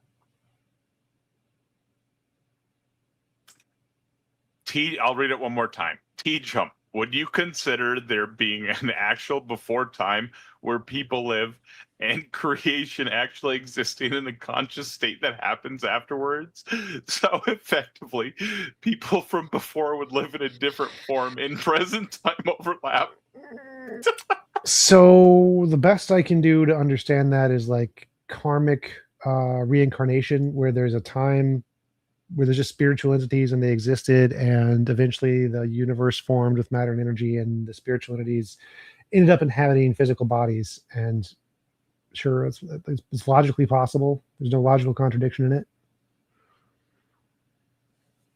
Thank you, Frosty, for the support. I appreciate it, man. Also,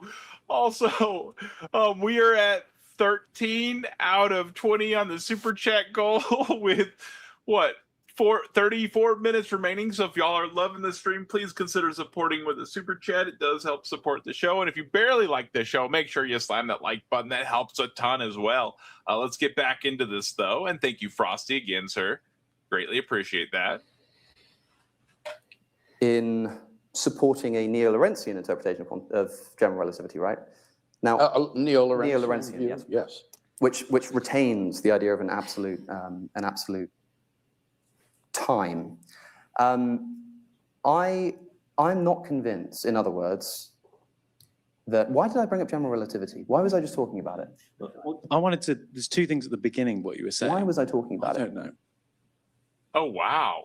He was so verbose that he lost his train of thought. That's not good.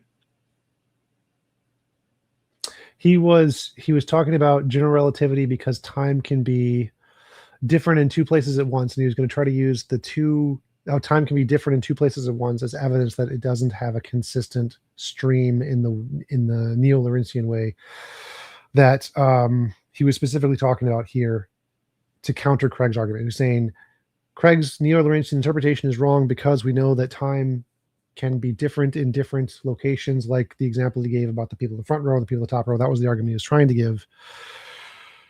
Okay, go ahead. Before he forgot it? Yep. Hopefully he can recover here. That's a big fumble. I've just got here. Johnny would have known. Johnny, are you listening? Johnny's not with us anymore. I can't remember where I was going with that. Johnny's in a cupboard somewhere. If I don't jump into this conversation, let's have it. soon I'm going to forget all that's been said. Can I remind just two things? Oh, wow. That's a massive loss in the debate. For who do you assume that's a loss? For everybody. So yeah, I think everybody loses a point there. Everybody. Yeah, I think that's like a unintentional insult to Cosmic. I'm not Funny. insulting anybody. I'm just saying, like, everybody. I mean, Craig. That's like a really big point he was trying to make. That would have been like massive points in his direction and had everybody thinking, and he just lost it. You know? Oh, sure. I think I was saying that what Craig said is. Oh yeah, I got you. He was saying was- his forgetting it in response to him. You think that was like a little bit of an insult? Yeah, he's saying you're too. Why do you keep talking? Why do you keep saying the same thing? You just keep expressing you zone on for an hour on the same point without saying anything. It's kind of implying what was going on. Sorry, I stepped away to get a drink. What happened?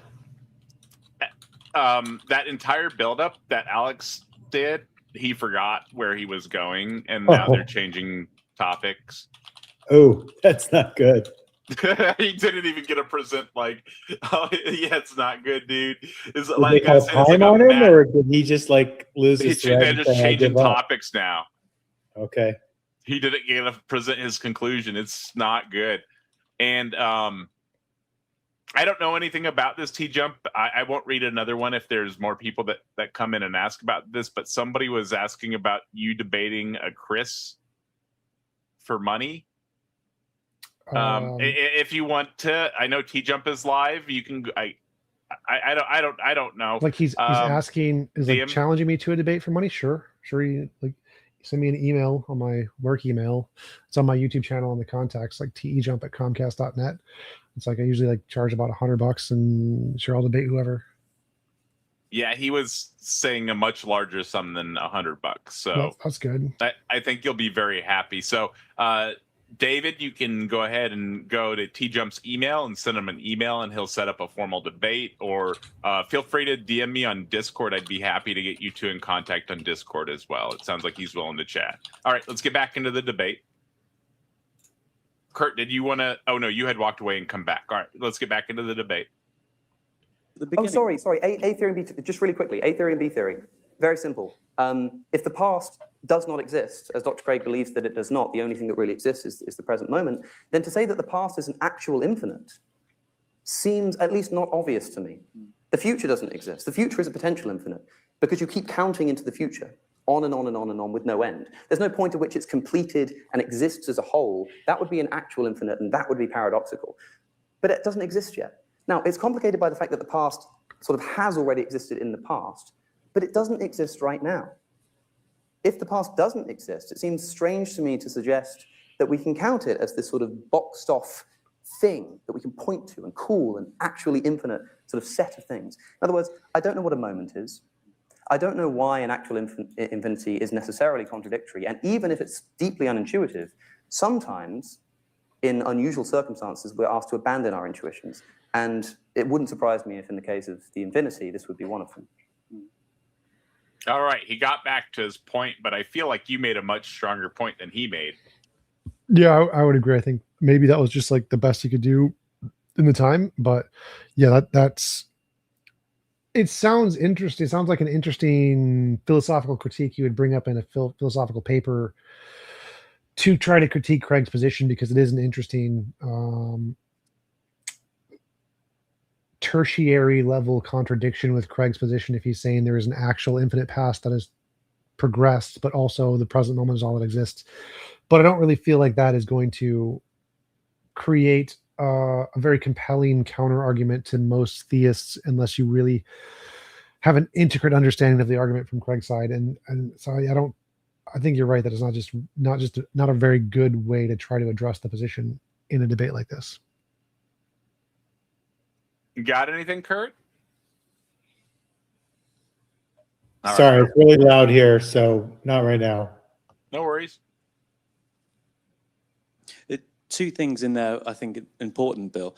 One is Alex gave a sort of Zeno's paradox sort of thing when you were saying, I don't know that as well. How do you explain the infinite chain? Well, I think it's more important, Jack, to back up and assess the accuracy of Alex's summary of the arguments, because I think a lot of the quibble here is merely semantic rather than substantive. Now, as Alex correctly suggested, the most controversial premise of the Kalam cosmological argument is the premise the universe began to exist.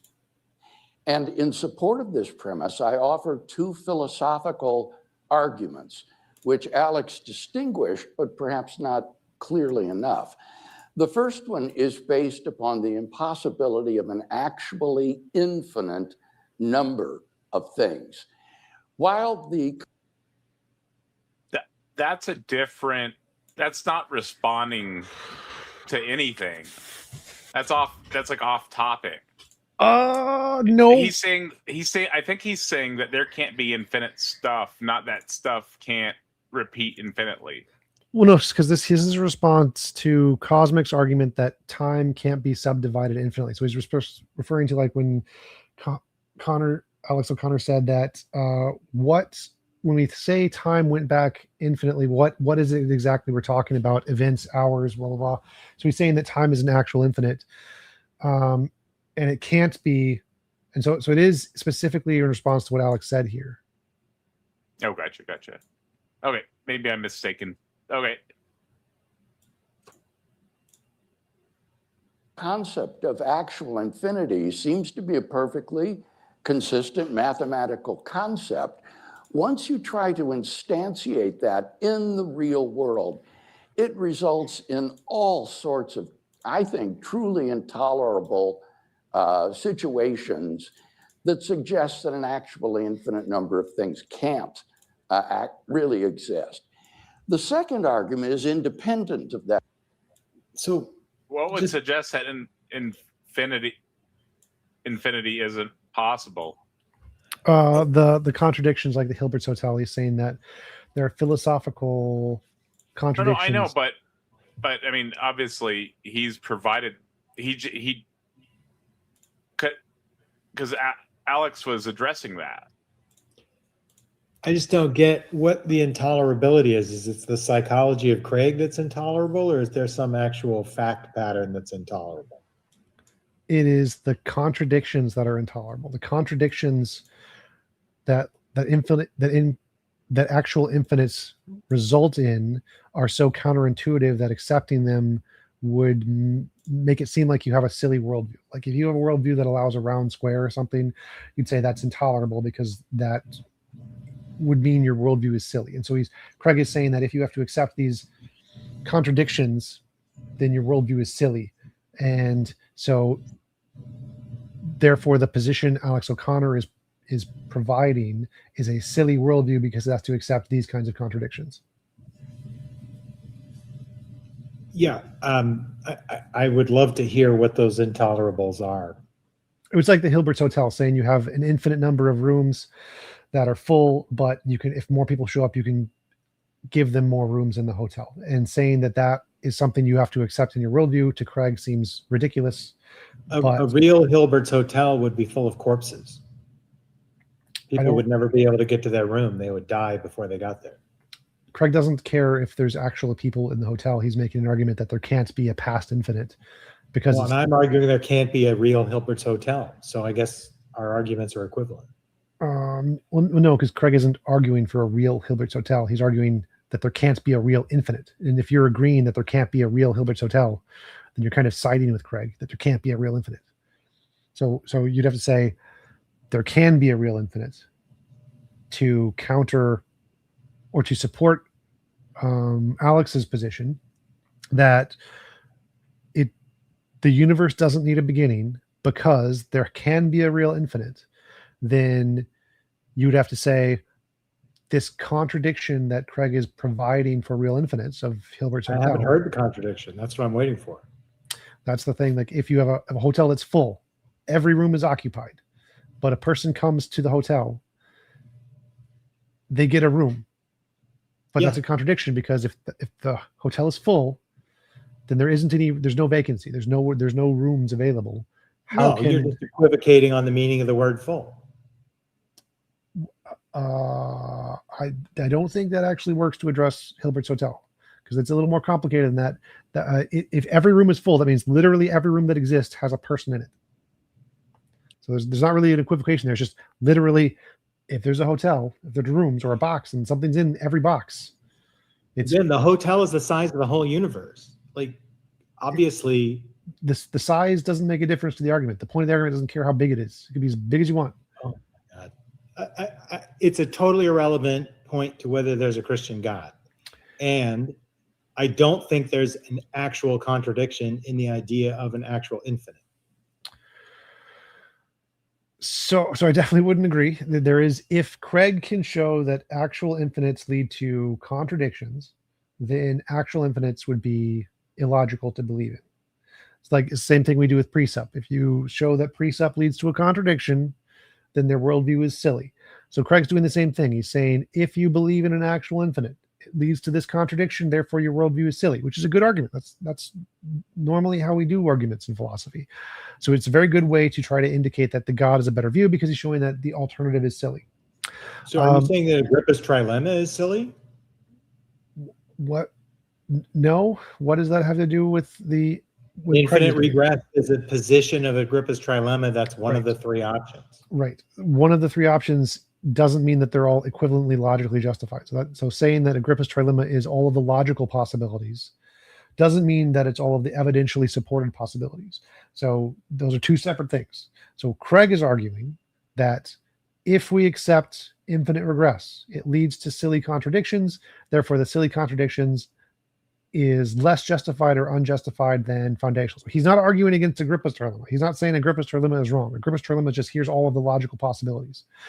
He's saying that the infinite regress one is less likely because it leads to silly beliefs, silly consequences, silly contradictions. And O'Connor is trying to argue it's not a silly contradiction because actual infinites are weird, kind of, which doesn't really help his position. I gotta go for a bit. I'll try to get back on later, Tacos. Have a good one, man. And there's another person in chat about that person. If it's a God debate, I'd be happy to host it. You can always reach out to me. I host debates all the time. I focus mostly on like God debates and that type of thing, though. If it's not that, just email TJump. But you can contact me in Discord. I'll just make a group chat with everybody if you want to do like a God debate or something. Let me get this going though.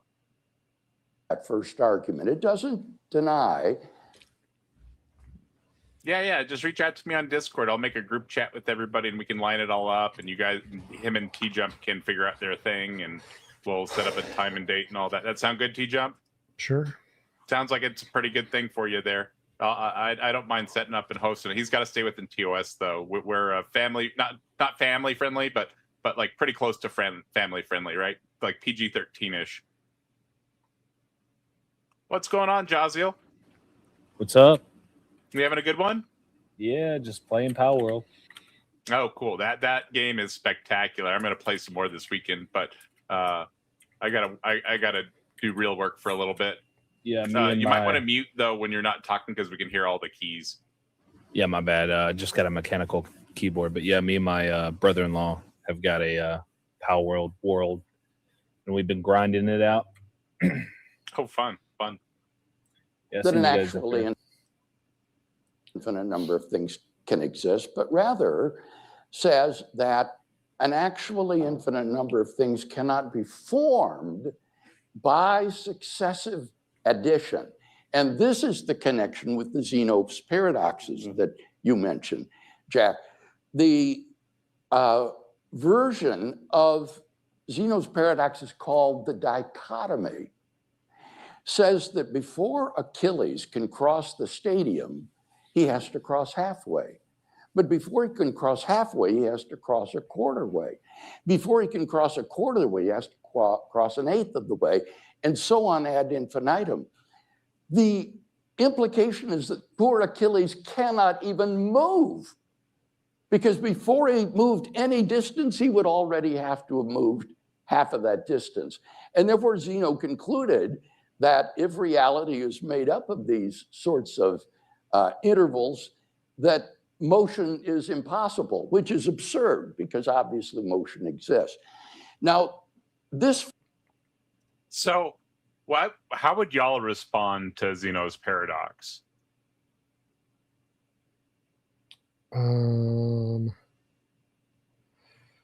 Well, I mean, I wouldn't, because I'm agreeing with Craig here that Zeno's paradox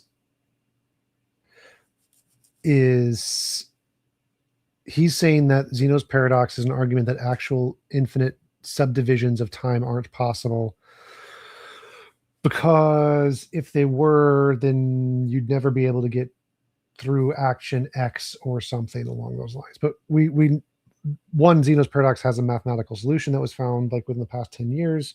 Two, we know that time isn't infinitely subdivisible because it's what is it? The P, there's a P word for it. The smallest subdivisible length of time. Planck Planck length. Yes, the Planck length. So like, I wouldn't really address this point because it's not really super important, but I just say, yeah, we've already solved that. Yeah, I mean, isn't it like, if like the problem with the theists, they're having an issue with like traversing an infinite amount of time, but it's like if you had an infinite amount of time, like to get from A to B, like let's say to get from point A to point B requires an infinite amount of time, and then you traversed an infinite amount of time, then the amount required to get to A to B, you have that amount of time, like the amount of time was traversed because you had the amount of time that was needed. Only if you start with the smaller infinity. So like there's different sizes of infinities. And so if Craig is trying to make an argument that if you put a smaller infinity in front of a bigger infinity, you never reach the bigger infinity, which would be true. And you're arguing that if you use two infinities of the same size, starting with one will always end with the full completion of the set. So it starts with an end. There's a word for that. Aleph null level infinity, which you're right, but Craig's making an argument that there's two different sizes of infinity, one smaller, one's bigger, and if you're in the smaller one, you'll never reach the end of the bigger one. Gotcha. Yeah, this is all like outside of my realm of knowledge. I'm just regurgitating other stuff I've heard. Gotcha. And if that guy that was talking about T-Jump wants to call in, and if he's looks like he might be a debater. We don't have a theist on the panel. That would be nice to have a theist opinion on some of this, because that would create some additional back and forth on some of this. Version of the Kalam cosmological argument is just like the dichotomy paradox, except you pull out the initial point, because Achilles has a starting point, but an infinite past, as incomprehensible as this seems, has no starting point. So you just mathematically pluck out that initial point and push it back to infinity. Instead of descending intervals like 1/2, 1/4, 1/8, you make all the intervals equal. And they go back to infinity without beginning. And that does nothing to suggest how that infinite past could have been traversed one interval at a time.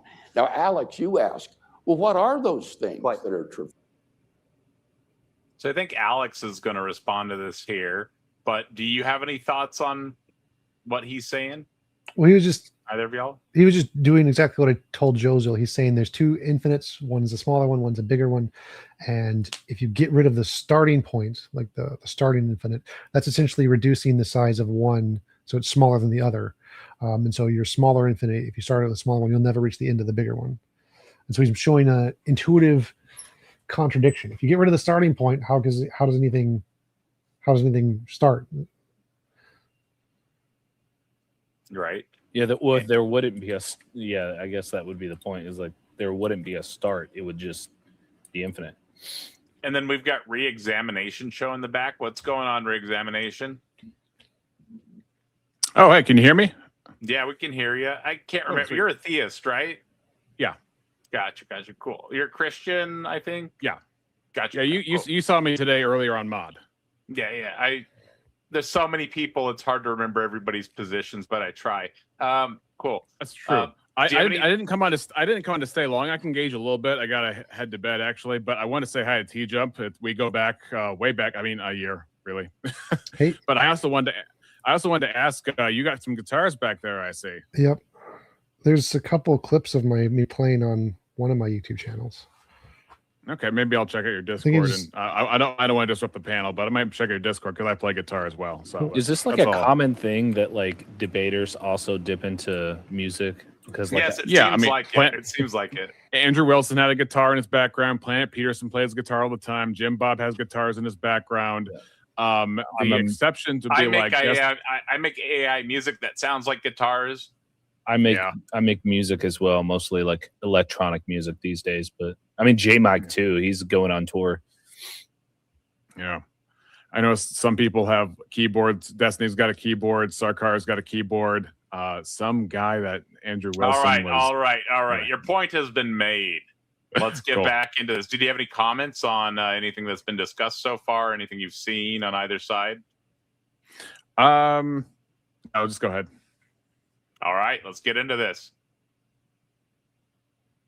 First, and I interjected their events. And in my work, I discuss this. What is an event? It's a type of change. And to make sure that all of the events are actual and equal, we arbitrarily, conventionally specify some chosen event as our standard event, say 1 hour or 1 day. And then we ask how many standard intervals are there in a beginningless past? And the answer can only be an actually infinite number of such events. And these events don't all have to exist at the same time. These events have been instantiated in reality like a falling series of dominoes. That's the analogy I also like. A falling series of dominoes. The last domino falls today, but there was never a first domino. It's been beginningless. And The beginning of the set would just be like where you arbitrarily draw the line. So 1 would just be whatever you decide is like 1. There would be no 0 because it's infinite. But He's saying that the previous argument he made is saying that that doesn't work because of the contradictions. Contradictions being like, what was the one he just listed? I forget. Zeno's paradox. So he's saying that the reason we can't have a universe with a past infinite is because it leads to logical contradictions like Zeno's paradox, because you're removing the starting point. So you're saying that, like I mentioned earlier, you're saying that if the infinites are the same size and you start at position X and you have infinite amount of time, you're going to be reach point Y. Yes, agreed. Craig is saying if there's two infinites of two different sizes, one's a bigger one, one a smaller one, and you start with the smaller one, you're never going to reach the end of the bigger one. That's why he means getting rid of the beginning, because he's saying that if you keep moving the beginning back, and you get rid of it infinitely in the past, then there's a bigger infinite, which is the present moment, which you're never going to reach. I don't know. I guess my brain just can't wrap my head around being like multiple different infinites at the same time. That doesn't make any sense to me. Well, I mean, did he already use the illustration of, let's suppose that the universe was always existing and Jupiter goes around the sun twice as many times as Saturn, but if the universe were materially infinitely just eternal and going, it would lead to the absurdity of Jupiter having gone around the sun as many times as Saturn. Did he bring that up? No, I don't think so. Okay. It was a previous lecture he brought that up. Yeah, that's another example of a contradiction of actual infinites that he uses. So, Josiel, there is an actual scientific proof of multiple size. I think it's Cantor's proof. Cantor's of different size infinites. I think so. And it shows that there are. Yes, Cantor's diagonal argument it proves there's different sizes of infinites. Some are bigger than others. And so the argument Craig is making is that if you have a size X infinite and then you move one back, you're never going to be able to get to the end of the size infinite, because the smaller infinite, because there's a bigger one. Like using Cantor's proof, this is one of the examples. And so your argument is if you have two infinites of the exact same size, infinite A and infinite B, they will both terminate at the same conclusion. Correct. If there's two infinites of different sizes, you'll never be able to reach the end. Cantor's proof is proof of that. Well, what's an example of like a smaller infinite? What's an example of a smaller infinite? There's a great video that shows the sizes of infinites. There's lots of different sizes of infinites, and there's infinite sizes of infinites. But like an example would be infinity plus one. This is a bad example because it's not mathematically correct, but it's intuitively easy to understand. Infinity plus one, 1 omega, because it's a variable that represents the size of infinity. It would be bigger than infinity without the plus 1 omega. So if the two infinites of the exact numerical size, Aleph null, complete, and there's an extra scaling size beyond that, the first one wouldn't be able to fill the second one. So Cantor's proof, what it does, it shows a list of numbers. And you just write the numbers 1, 2, 3, 4, 5, 6 infinitely, 2, 3, 4, 5, 6 infinitely, 3, 4, 5, 6 infinitely. And so you list literally every possible number that could ever exist in just a row, lines of rows going on infinitely, starting at 1, and it just lists every possible number. You will realize that there is a way to write a number that wasn't in the list. So if you write a list of every possible combination of every possible variable, it won't be the complete list, because if you do the numbers diagonally, if you start at the 1 and you go 1, and then, so if you imagine they're all in a line, like you're writing it on a piece of paper and there's just a list of one number, then another number, then another number, and it lists every possible number. If you start with the line and you start doing zigzagging, whatever number that you draw on will never be in the list of all the numbers that have been listed, even if you listed all possible numbers. So there's two different sizes of infinites. One is the smaller one, which is the list of all possible numbers. And then there's another number that's not on that list somehow. And so there's an example of a smaller infinite, which is just a line by line list of all possible numbers. And then there's another number, which is the diagonal number, which is another addition, which is bigger, that's just never on this list. And so there has to be two different sizes of infinites. One is the initial size of the list of all possible combinations of numbers. And two is the list of all possible combinations of numbers plus this extra variable that we've just identified. Yeah, going diagonal with the yeah. That's insane. It's wild.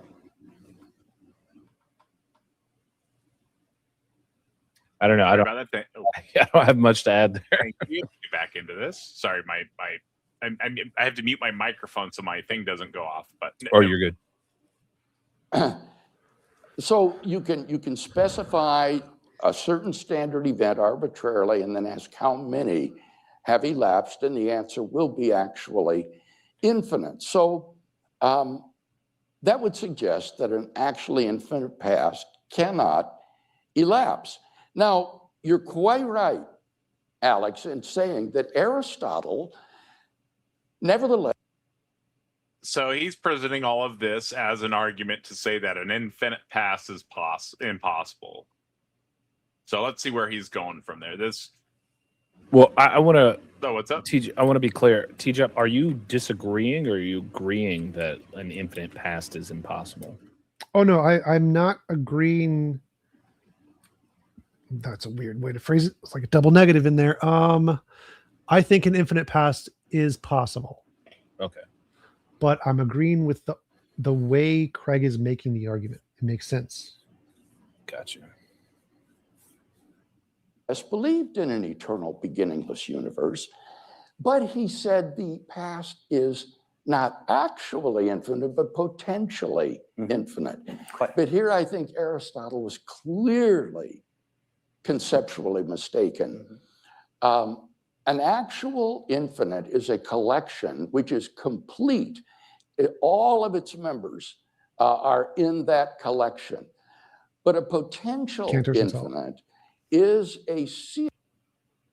I'm sorry, T jump what? That's the Cantor's proof. Oh, gotcha. The complete series is the list down here, the potential one. So go ahead. Gotcha. Series that is at every point finite, but indefinitely increasing toward infinity as a limit, which it endlessly approaches, but never arrives at. So if the series of events in time is endless and will go on forever, the series of events later than any moment in time would clearly be merely potentially infinite. New events are added with each successive moment, but you never arrive at an actual infinity of events. By contrast, So where do you think he's trying to go with this? Is he just continuing to build his case that infinity is possible? Well, Or no, is this is there the gonna be- this is the smaller argument, smaller infinite, Right. bigger infinite argument. He's saying if there is a smaller infinity and you're going through the set of the smaller infinity, it'll never reach the end of the bigger infinity. So he's saying if you Right. have if you get rid of the first initial starting point as a finite starting point and you put an infinity in front of it, then you'll never be able to get to where we are now, the present moment. Because there's present moment, small infinity, and here's the starting point. There's a big infinity, there's a space here. And so you'll never get from here to the end of the small infinity. So he's saying So that, what are your thoughts on that?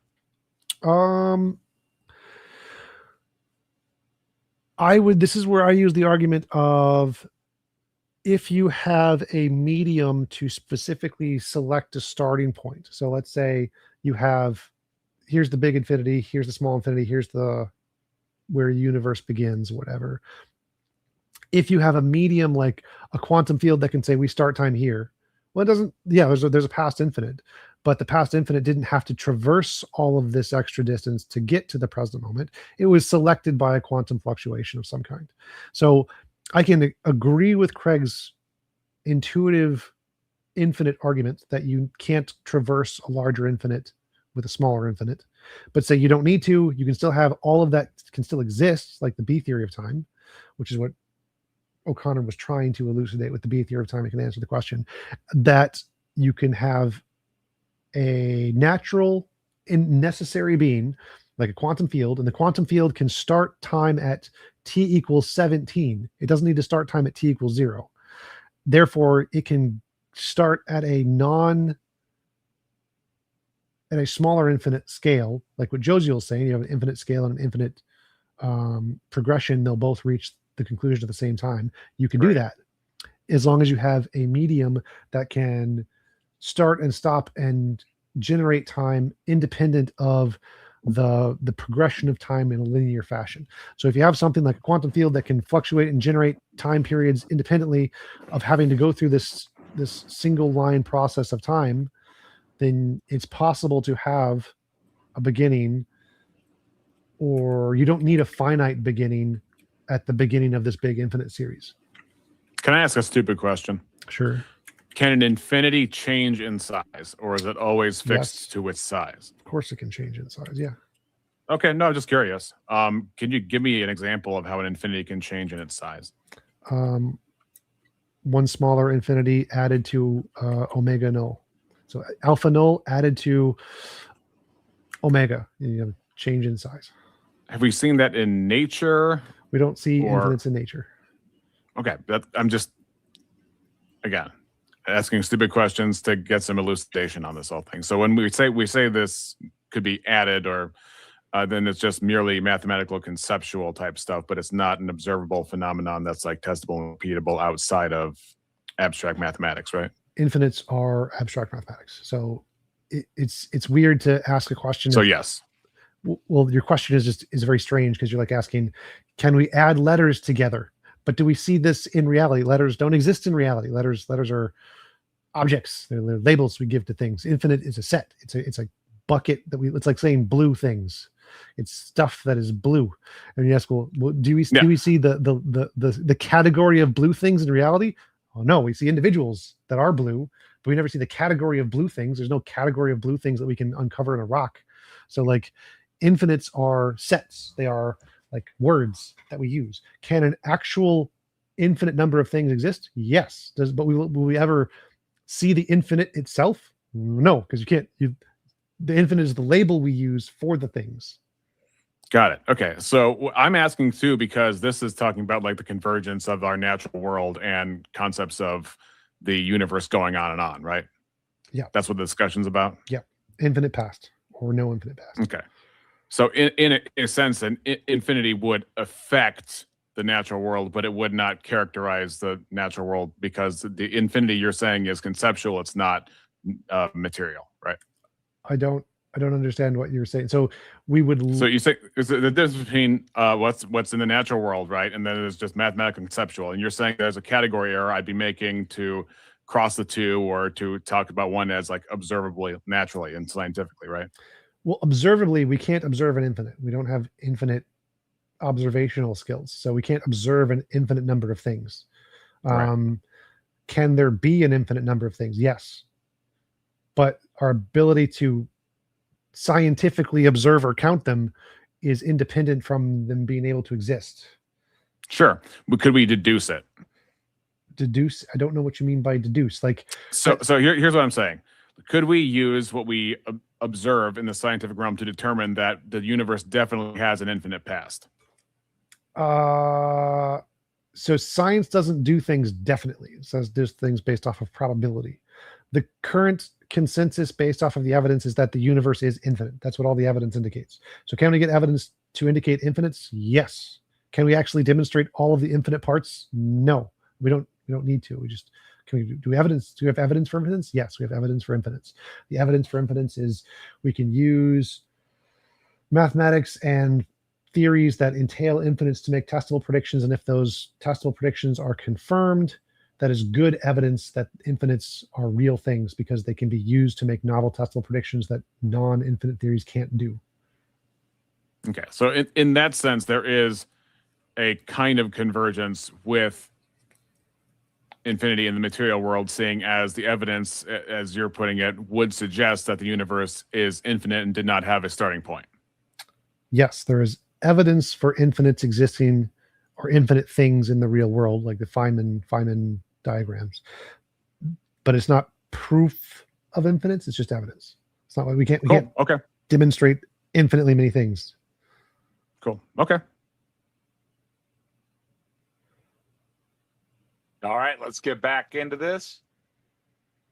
If you look at the series of events in the earlier than direction, that cannot be potentially infinite, because in that case, the past would be finite, but growing toward infinity in a backward direction, which contradicts the forward flow of time.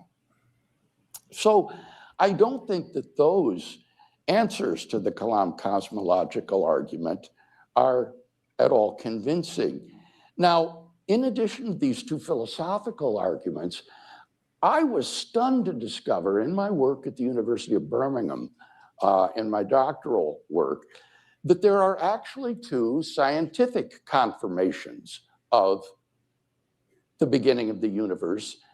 And notice the Oh, that is a contentious topic. What do y'all think about that? He's saying that the beginning of the universe is confirmed. I want to hear what his evidences are. Oh, okay. terminology I use there. Just real quick, I want to know why an American is saying Birmingham. It's Birmingham. Come on, Yeah. man. Yeah, I agree. Because he's an He's American. being culturally sensitive, I guess. No, he's being culturally insensitive because he's an American. He doesn't know how to pronounce it. But isn't he on Alex's home turf at this point? The announcer doesn't sound British, does he? Oh, Royal Institute. Yes, he is. Yeah, I think it is. But This would be still, like as if he said aluminium. Right. Or a schedule. Yeah, But that it's makes like sense. someone coming who's British coming to America and saying, "Well, I don't really know about New York." that would be Or funny. like We know I what you're studied doing. I studied maths. Yeah, got it. I got what you're saying. Or saying Zed. And Missing Mod with this super chat. Thank you very much, Pam. Greatly appreciate that. She says, God must be real. B.S. Lewis is here. I'm not sure if that follows, but I do greatly appreciate the support. Thank you very much, Missing Mod. Valid argument.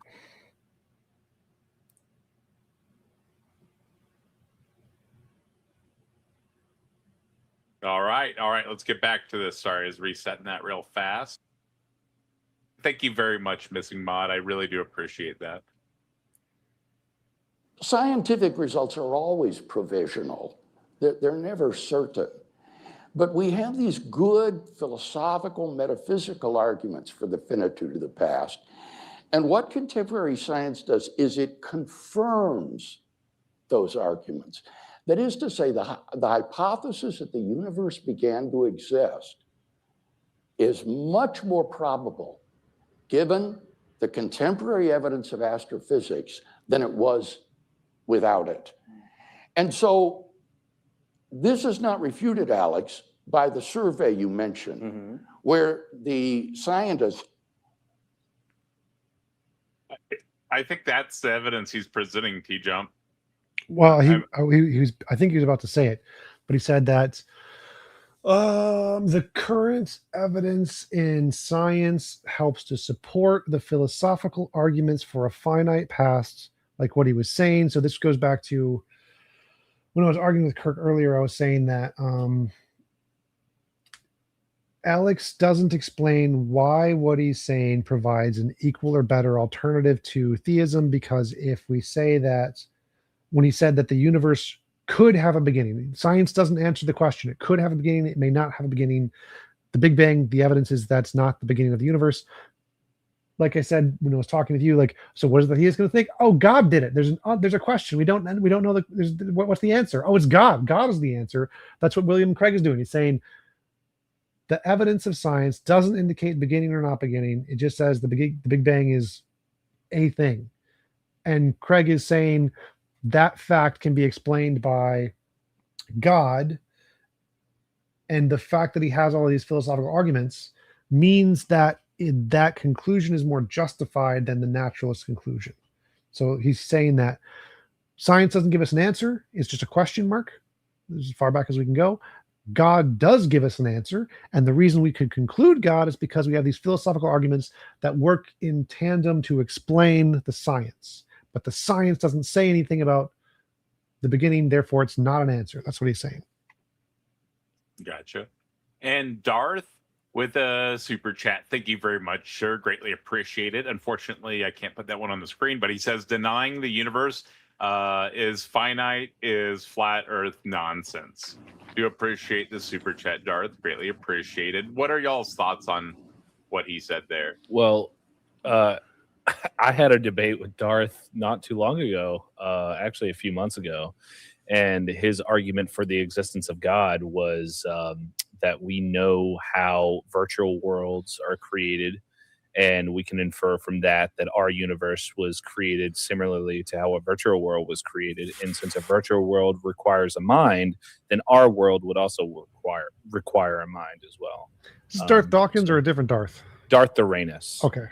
That's a digital physics argument from what's his name? Inspiring Philosophy, right? If the universe is emergent, then it is emergent from a mind. The universe is emergent, therefore the universe is emergent. Or if the universe is emergent, it is emergent from a mind. The universe is emergent, therefore it's emergent from a mind. That's a digital physics argument. Then the pressure play would be like to attack premise one, and he would have to defend premise one the entire time. Well, he gave me like premise, conclusion. I can't remember what they were, but it wasn't a very good argument. What was this? No. I'm telling you, the digital physics argument is if the universe is emergent, it's emergent from a mind. The universe is emergent, therefore it's emergent from a mind. What does this have to do? What was the super chat? What was the original point? He was saying denying it. He was just saying that the universe is finite, in his opinion. Well, yeah. Okay, so that partially I agree. So the word universe in science refers to our universe. Pretty much everybody in science agrees our universe had a beginning. They do not agree all natural things had a beginning. There's this thing called the multiverse, which is many universes. So pretty much every scientist agrees our universe had a beginning. So he's partially correct, but he's, like most theists, conflating the word universe to mean all natural things, which is not. Nowhere in science, as William Lane Craig just said, is tentative. It doesn't make universal claims like universe means all natural stuff. It just means the stuff we are currently interacting with. So our universe had a beginning. Beginning was the Big Bang. Does that mean all natural things had a beginning? No. Does that mean that all natural things need to be created? No. So while he is correct that our universe did have a beginning, that is not indicative of a creator or anything outside of the natural world. Does anybody else have anything they'd like to respond to that with, or should we get back into the video? Creator. All right, let's get back into the video. Said that the Big Bang refers to this early hot dense state, not to the initial singularity. That's a merely semantic point. That is just saying that the label, the Big Bang, that label is given to this earlier hot dense state. It's not the label of the singularity. And that's quite true. But that isn't to deny the reality of the singularity or to say that it didn't occur. Hawking and Penrose, whom you mentioned, in their 1996 book, state, and if I can quote from memory, today almost everyone believes that the universe and time itself had a beginning in the Big Bang. So William Lane Craig is correct. That is the consensus position. But the way the theists interpret that, as I just mentioned, universe beginning, time beginning, as Kurt was saying earlier, they interpret those things to mean a type. Let me. Can I try to make this a little bit more simple for people that are not? Anyways, let me make this more simple. So I think you're saying that they're talking about the current instantiation or like the current instance of the universe. Like think about like a video game. You go into instances, this is like The scientists. instances. Yeah. But they're talking about like the current instance of the universe or the current instantiation of the universe, right? And you're saying that there's prior states, or maybe I'm misunderstanding. But I'm sorry, maybe continue. Maybe I miss. So yeah, so when scientists use the word universe and time, they are not talking about something that goes outside of the space we interact with. They're talking about just our interactions. So space and time is one field that we interact with in our universe. Outside of our universe, there could be other things that are not space and time. They are different. They are not space and time. So they are outside of space and time. There could be other forms of space. There could be other forms of time.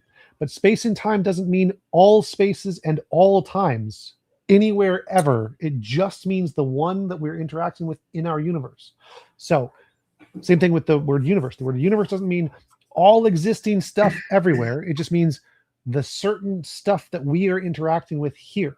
There could be a different universe. There could be a different time. There could be a different space. But when they say space had a beginning, they don't mean all spaces everywhere. They just mean the one we interact with here in our universe. So there could still be a different space that existed prior to our space or a different time that existed prior to our time. So the way the theist is interpreting this is they mean all spaces, all times, all natural stuff had a beginning. When they hear Craig say space and time and the universe had a beginning of the Big Bang, they hear all space, all versions of time, all versions of natural stuff, which is not what scientists mean. When scientists say space and time and the universe had a beginning, they mean our space, our time, our universe, but there could still be others that didn't and don't apply to this at all, that exist outside of ours, and it could still be a space, a different space or a different time. And those things, the statements that scientists make don't apply to those things. They don't apply universally to all kinds of space and time. They just apply to the one we're talking about, the one we interact with, and that's it. Gotcha. And there is a super chat from Frosty. Thank you very much, sir. Greatly appreciate it. Frosty has a wonderful compliment for Jaziel. You should be very appreciative of his admiration. He says, Jaziel looks like one of those angels that women summon to date and admire. I'm kind of certain that that is Jaziel in his present time form after going through all this universe beginning nonsense. Thank you, Frosty. Greatly appreciate the super chat. And Jaziel, you should be very thankful that you've got that level of admiration. Yeah, I have no idea what that means, but I am very appreciative of the sentiment. What country's currency was that? But that's a good question.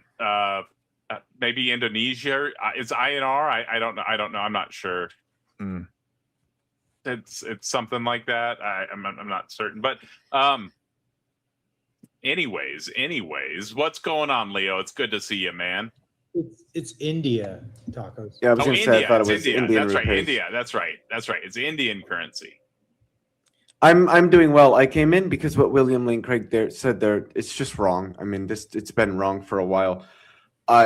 Almost no physicist thinks that there's a singularity at the beginning. Most physicists don't think singularities are physically real things at all. So when he says the reality of the singularity, that's not in line with modern physics.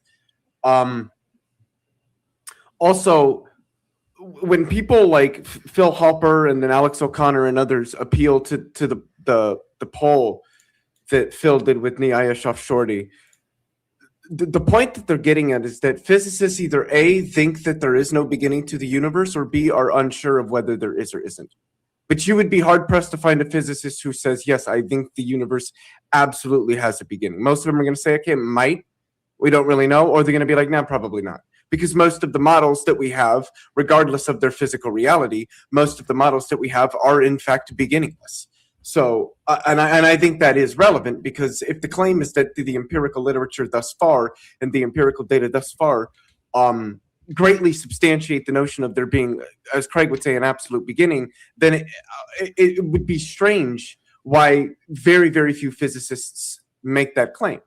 So that's really all I wanted to say there, is that and if he wants to cite a book from 1996, cosmology has advanced greatly from 1996, primarily inflationary cosmology. So over 80% of relevant physicists think that inflation happened. And inflation happened before the Big Bang. Inflation is what set up the Big Bang. So, and whether or not inflation can be extended into the past is currently unknown. A lot of physicists, in fact, think that it can, and that the universe is just one bubble or pocket within a broader inflationary metaspace. A couple objections to Leo here. First one is that would you disagree with William and Craig that most physicists think that our time and our space had a beginning? Yeah. Why? Because I don't know what our space and our time means. We haven't measured any other kinds of spaces or times. So when the I don't models know. that say everything that can go back prior to us, there's usually some kind of a state change, like Carroll string theory. There's like some kind of inversion. It goes backwards. It's not the same as the one we interact with, right? There's some difference. Like a thermodynamic flip? Yeah.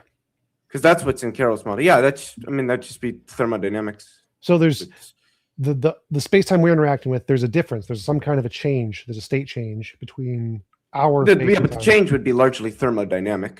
Yeah, but, rather than like structural with what space-time is. Sure. But the point here is saying our space-time is to label that there's a difference between ours and something else. And it's generalized. It's very generalized to make it easy to understand. In a lot of these models, the space-time would be the same. It's just what changes is the thermodynamic arrow of time. Yeah, those words don't make sense to most people, so we should use words that generalize. Our space-time, as we understand it, as we're interacting with it, isn't the same as what happened then. And so when they say our space-time had a beginning, they're talking about either the inversion flip or whatever, or like you mentioned, the way they think it's beginning or don't know if it has a beginning is because there's some difference. There's a state change or whatever. It's not just the exact same space-time as we interact with it here. If it's just our space-time that interacts with it here, it just goes back ever. That's not something most physicists agree, right? They don't just think our space-time exactly as it goes back forever. That's not a thing. Of course not. Yeah, there was some sort of phase transition. Yes. In the early universe. Like I said, most cosmologists think that like something like inflation happened. That's what inflation is a phase transition. Right. And so that's what Craig is referencing when he's referencing that poll. He's saying that there's something that they think changed. It's not the same, but he's saying it in such a way that it's universally applied to every possible type of space-time must have had a beginning. He's generalizing it to that extent. Whereas what most physicists believe is that there's some kind of a change. Our space-time, as in the stuff we are currently interacting with right now, isn't the same as whatever was before. Something must have changed, state transition, whatever. And so when they say our space-time had a beginning, they are referencing the one we're interacting with right now, whatever that means. And that there could be other versions or types or transitions of space-time that is before us. And when you understand the question in that way, you realize the equivocation Craig is elucidating. But he's not, what he's saying isn't wrong. It's simplified to the point that it makes it easy for regular people to get an idea, and that idea is wrong. So I don't think, I wouldn't disagree with what Craig said. He just said it in a too generalized way that can be interpreted by most people incorrectly. I'd Yeah, like I to- think his I'd like to language get is an overly opinion. simplistic, and it confuses people with respect to what physics actually tells us. But there being some phase transition in the very early universe does not necessarily mean that the universe has a beginning. Yeah, Leophilius, I'd like to get your opinion on something.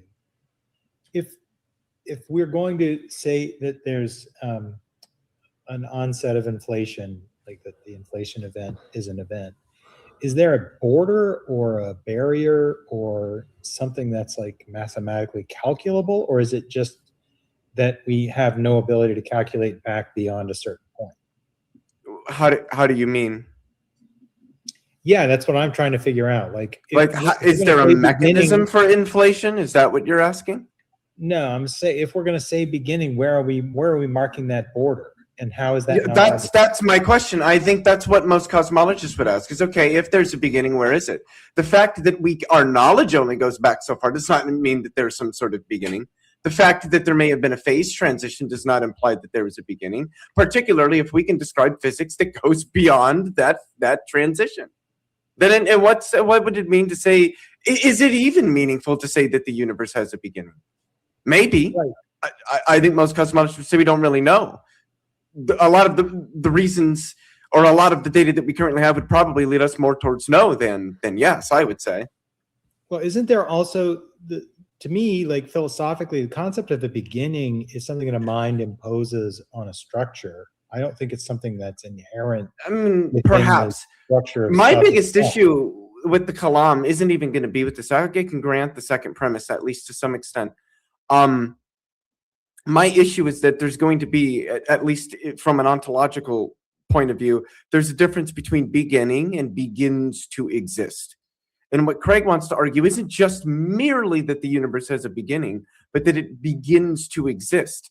That this isn't merely some, say, boundary to the extent of space-time, but is a moment, an event that occurs where the universe's existence starts, rather than it being some, like some sort of boundary or something like that to a tenseless space-time block, which would be what my view is. And Craig maintains this through holding to a tensed view of time. I and almost everybody in physics and philosophy of physics would reject a tensed view of time. And I would, in fact, say that we have empirically disconfirmed tensed views of time. And that's, at least as Craig presents the Kalam, it depends on a tensed view of time. And that would be where I take most issue, is that distinction between beginning and begins to exist. I think the concept of begins to exist is just incoherent. I don't think it means anything. Yeah, certainly in my field, like in the life sciences, all beginnings are arbitrary. Like you could say an insect's life cycle begins at the adult form, or begins at the egg, or begins at the pupa. Like, there's no beginning that you're setting that's not arbitrary. And there are some people in the chat still trying to contact T-Jump. Looks like they emailed you. You can also message me on Discord if you want an easier way to that's like an easy way, because I'm happy to host a debate, and your guy can do whatever they're going to do with T-Jump prior to the debate. Hot commodity. Yeah. You guys do whatever you want to do, but I'm happy to host a debate so you have a neutral moderator. I love hosting debates, and I need to get some mega bloodbaths going anyways. There is one thing in front of the comments I wanted to respond to. Hayden Walton says, we have no idea what space-time is or whether there are other different ones. Well, we know that space-time is a four-dimensional manifold. We know that it has a geometry that can be curved. I'm gonna peace out. This has been very educational for me. But what I did want to say that is I'll be going to see Alex O'Connor at his DC arrival on November 11th. So is anybody else going to go see Alex on his tour, his U.S. tour? No, but aren't you doing your thing with Tavo tomorrow? I am doing my thing with Tava tomorrow, unveiling a new argument for God's existence. And so, yeah, it's new. worked on it very hard, but that doesn't mean it's right. And so if you guys want to come and critique it and show me where I'm wrong, that'd be How many great. 'cause- premises is it? There are. Let's put it this way: it's much easier unfolded at length than brought here. I wasn't going to bring it up here because what's going to happen is there's going to be a lot of I'm interjections. just and asking then, how many premises is it? yeah. So I mean, if I pull up the actual formal notation Is right it here, like 2 premises and a conclusion, or is there, it like? and there is a 2 premises version, but I have to make arguments to establish those premises, which are many. So I'll just leave it at that. But Gotcha. thank you for having me. And Interesting. see you guys. Is that going to be presented tomorrow? The syllogism. Cool.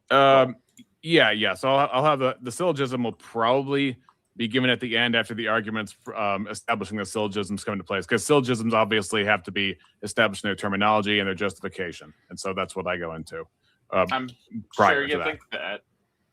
You don't Alright, have to okay. answer me on this, but can I just ask if it involves Trinitarian metaphysics or if it's silent on that? No, not directly. I mean, there is some of that in there, but that's not what I'm basing it on. So we'll have to see tomorrow. See you guys. I really wanted to hear what it was. Interesting. I'm sure it's going to be spectacular. I'm sure we're all going to be theists after it. Christians specifically. All right. You ready to get back into this, guys? Or anybody else have any comments? Cool. Let's do it.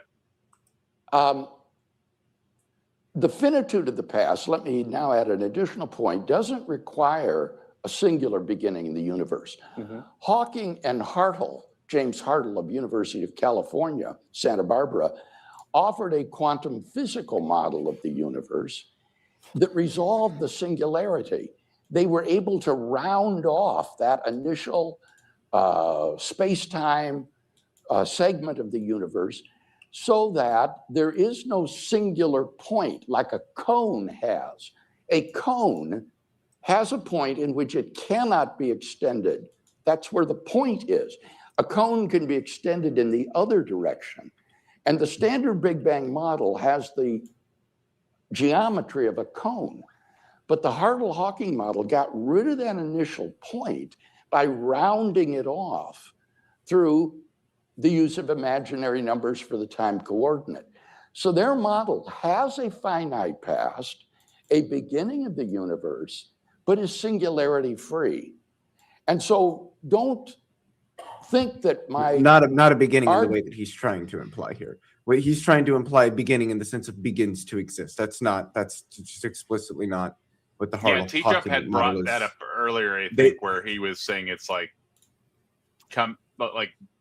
wave function to what they do is they wick rotate I think- they wick rotate time is what they do. That's technically what it is. It's a wick rotation, which is a rotation about the complex plane, which is why complex plane, real, imaginary, which is why imaginary. That's where imaginary time comes from, because it's rotated from real to imaginary under what that's called a wick rotation. So that's what it is. This isn't like a moment where the universe, boom, and there it is. It started existing. That's not. Again, I don't even know what the fuck that means. Things don't do that. Things either exist or they don't. Let's watch But they don't the remove. language. They Let's don't keep it- move between. They don't move between each other. That makes no sense. That's just, it's incoherent. I got you. Let's also just watch the language. Let's keep it like PG-13, so it's friendly for most. So everybody people, gets one, right? Like a PG-13 movie. No, but let's just not do it again. All right. I used my one. Damn it, I'm all out of them. I have to say nobody Hey! gets one. Don't say that.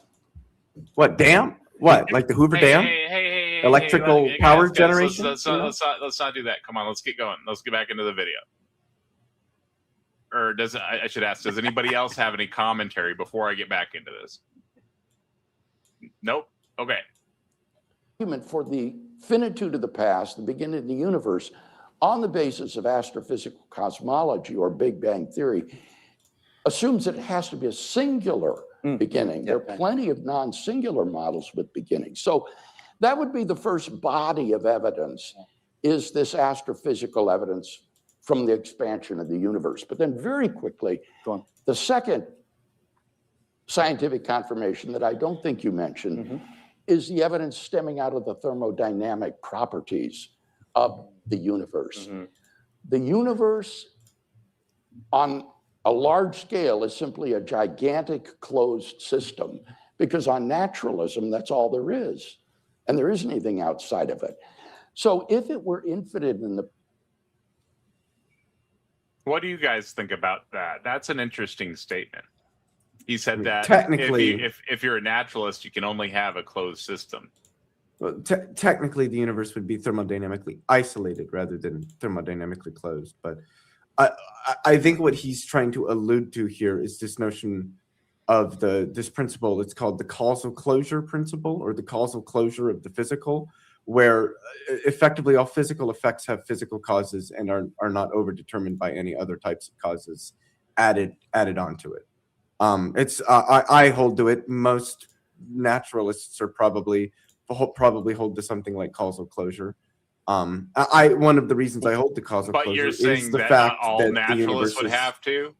I mean, you don't technically have to, but that's just going to get into a lot of It might be semantics, conceptual but aspects of what somebody takes naturalism to be. But I'm just saying I think- semantically, I think that would be a defeater to the statement he just made, wouldn't it? I mean, I think one can grant it. I think And most naturalists are probably going to maybe- hold the causal closure. Okay. No, that wouldn't be considered a defeat. The fact that it's possible for it to not be a closed system isn't a defeater of his argument. His argument there is essentially that the consensus of experts is that the universe is a closed system. That's generally agreed upon because, again, science is tentative, provisional.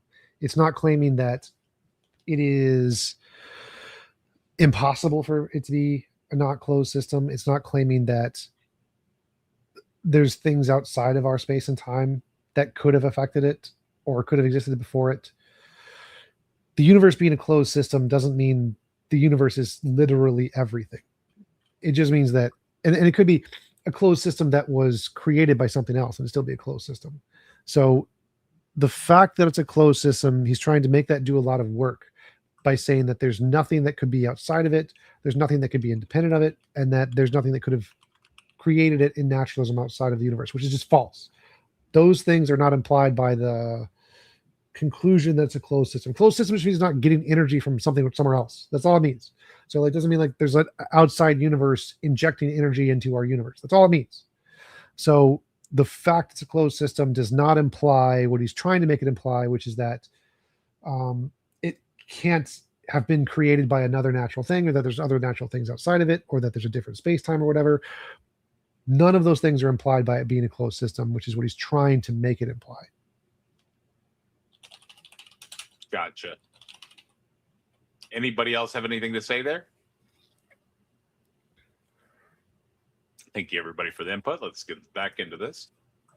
past, its entropy production should have increased and increased and increased so that it would now be in a dark, dilute, and lifeless state.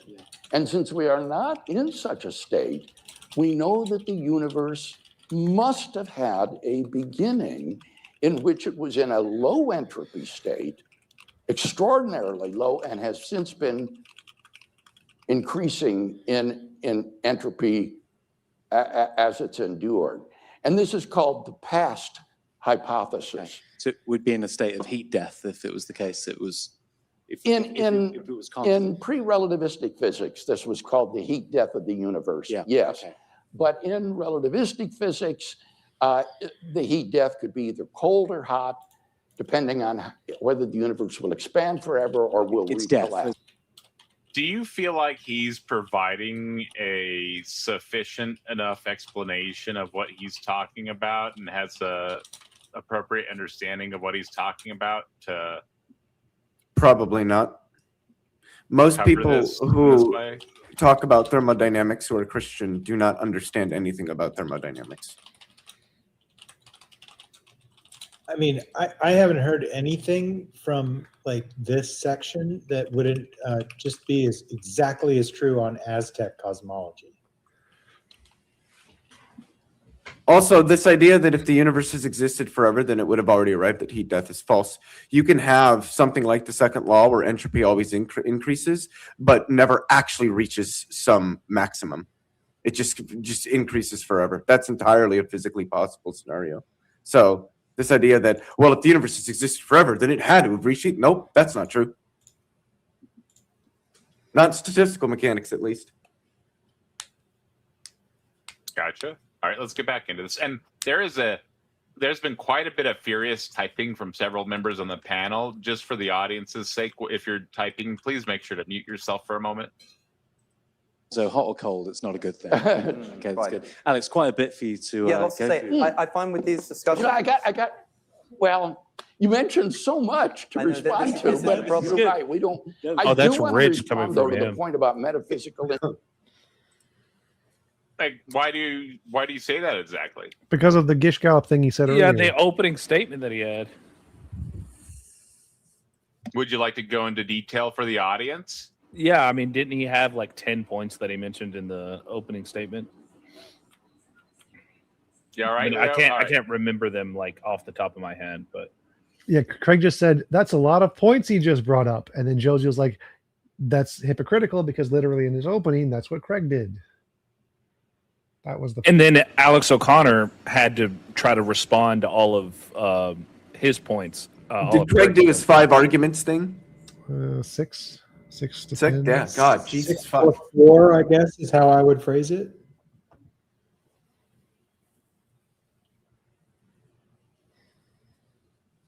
I think most of you should just stick to 2. Get 2 arguments that you think are really good and just use those 2. That should Why? be- To make it fun enough easier for for the discussion. atheists? Why would they do that? Oh, Well, I'm sorry. it's I'm just- sorry. I it's had just my easier thing on the muted. discussion. I was trying to provide some input. So it was the 6 external arguments: existence, cosmic beginning, applicability of mathematics, fine-tuning, morality, and modal possibility argument. Modal. It was ontological. It was. He's saying Oh. that because it's possible, God. It's just an ontological argument, but Yeah, that- possibly that God argument exists, is therefore so God fucking exists. confused. Hey, by language. so Don't many say people. stuff I'm like that, sorry. please. You're gonna have to keep reminding me, and eventually. I'm not. But, I'm going to have to remove you. You're going to keep using language like that. We can't use language like that. I guess Well, I'm we not got like the doing panel- it willfully. I'm so I used know. to it. I know. Like it's You just have. built You in. have to control yourself. But yeah, it's very, very, very confused. Don't worry, Gotcha. Leo. The same thing happened to me. All right. Let's get back into the video, and we can't be using language like that. Intuitions in the Trinity at some point. That's important. We'll get to that perhaps. I also want to make sure that we have time to talk about the proactive case against God's existence, which is equally important to this discussion. But the Kalam is your ground, Dr. Craig. Yes, I was with a friend who was yesterday who smoked cigarettes, and I realized that if you want to give up smoking, all you have to do is just take the remainder of your tobacco and just smoke half of the remaining tobacco every single day. And that way you'll never run out, but you'll never have to buy any more.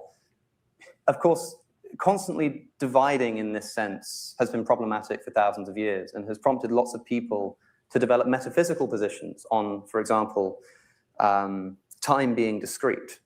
If you need, which is in fact true, to half the distance between here and here in order to clap, you have to half it first.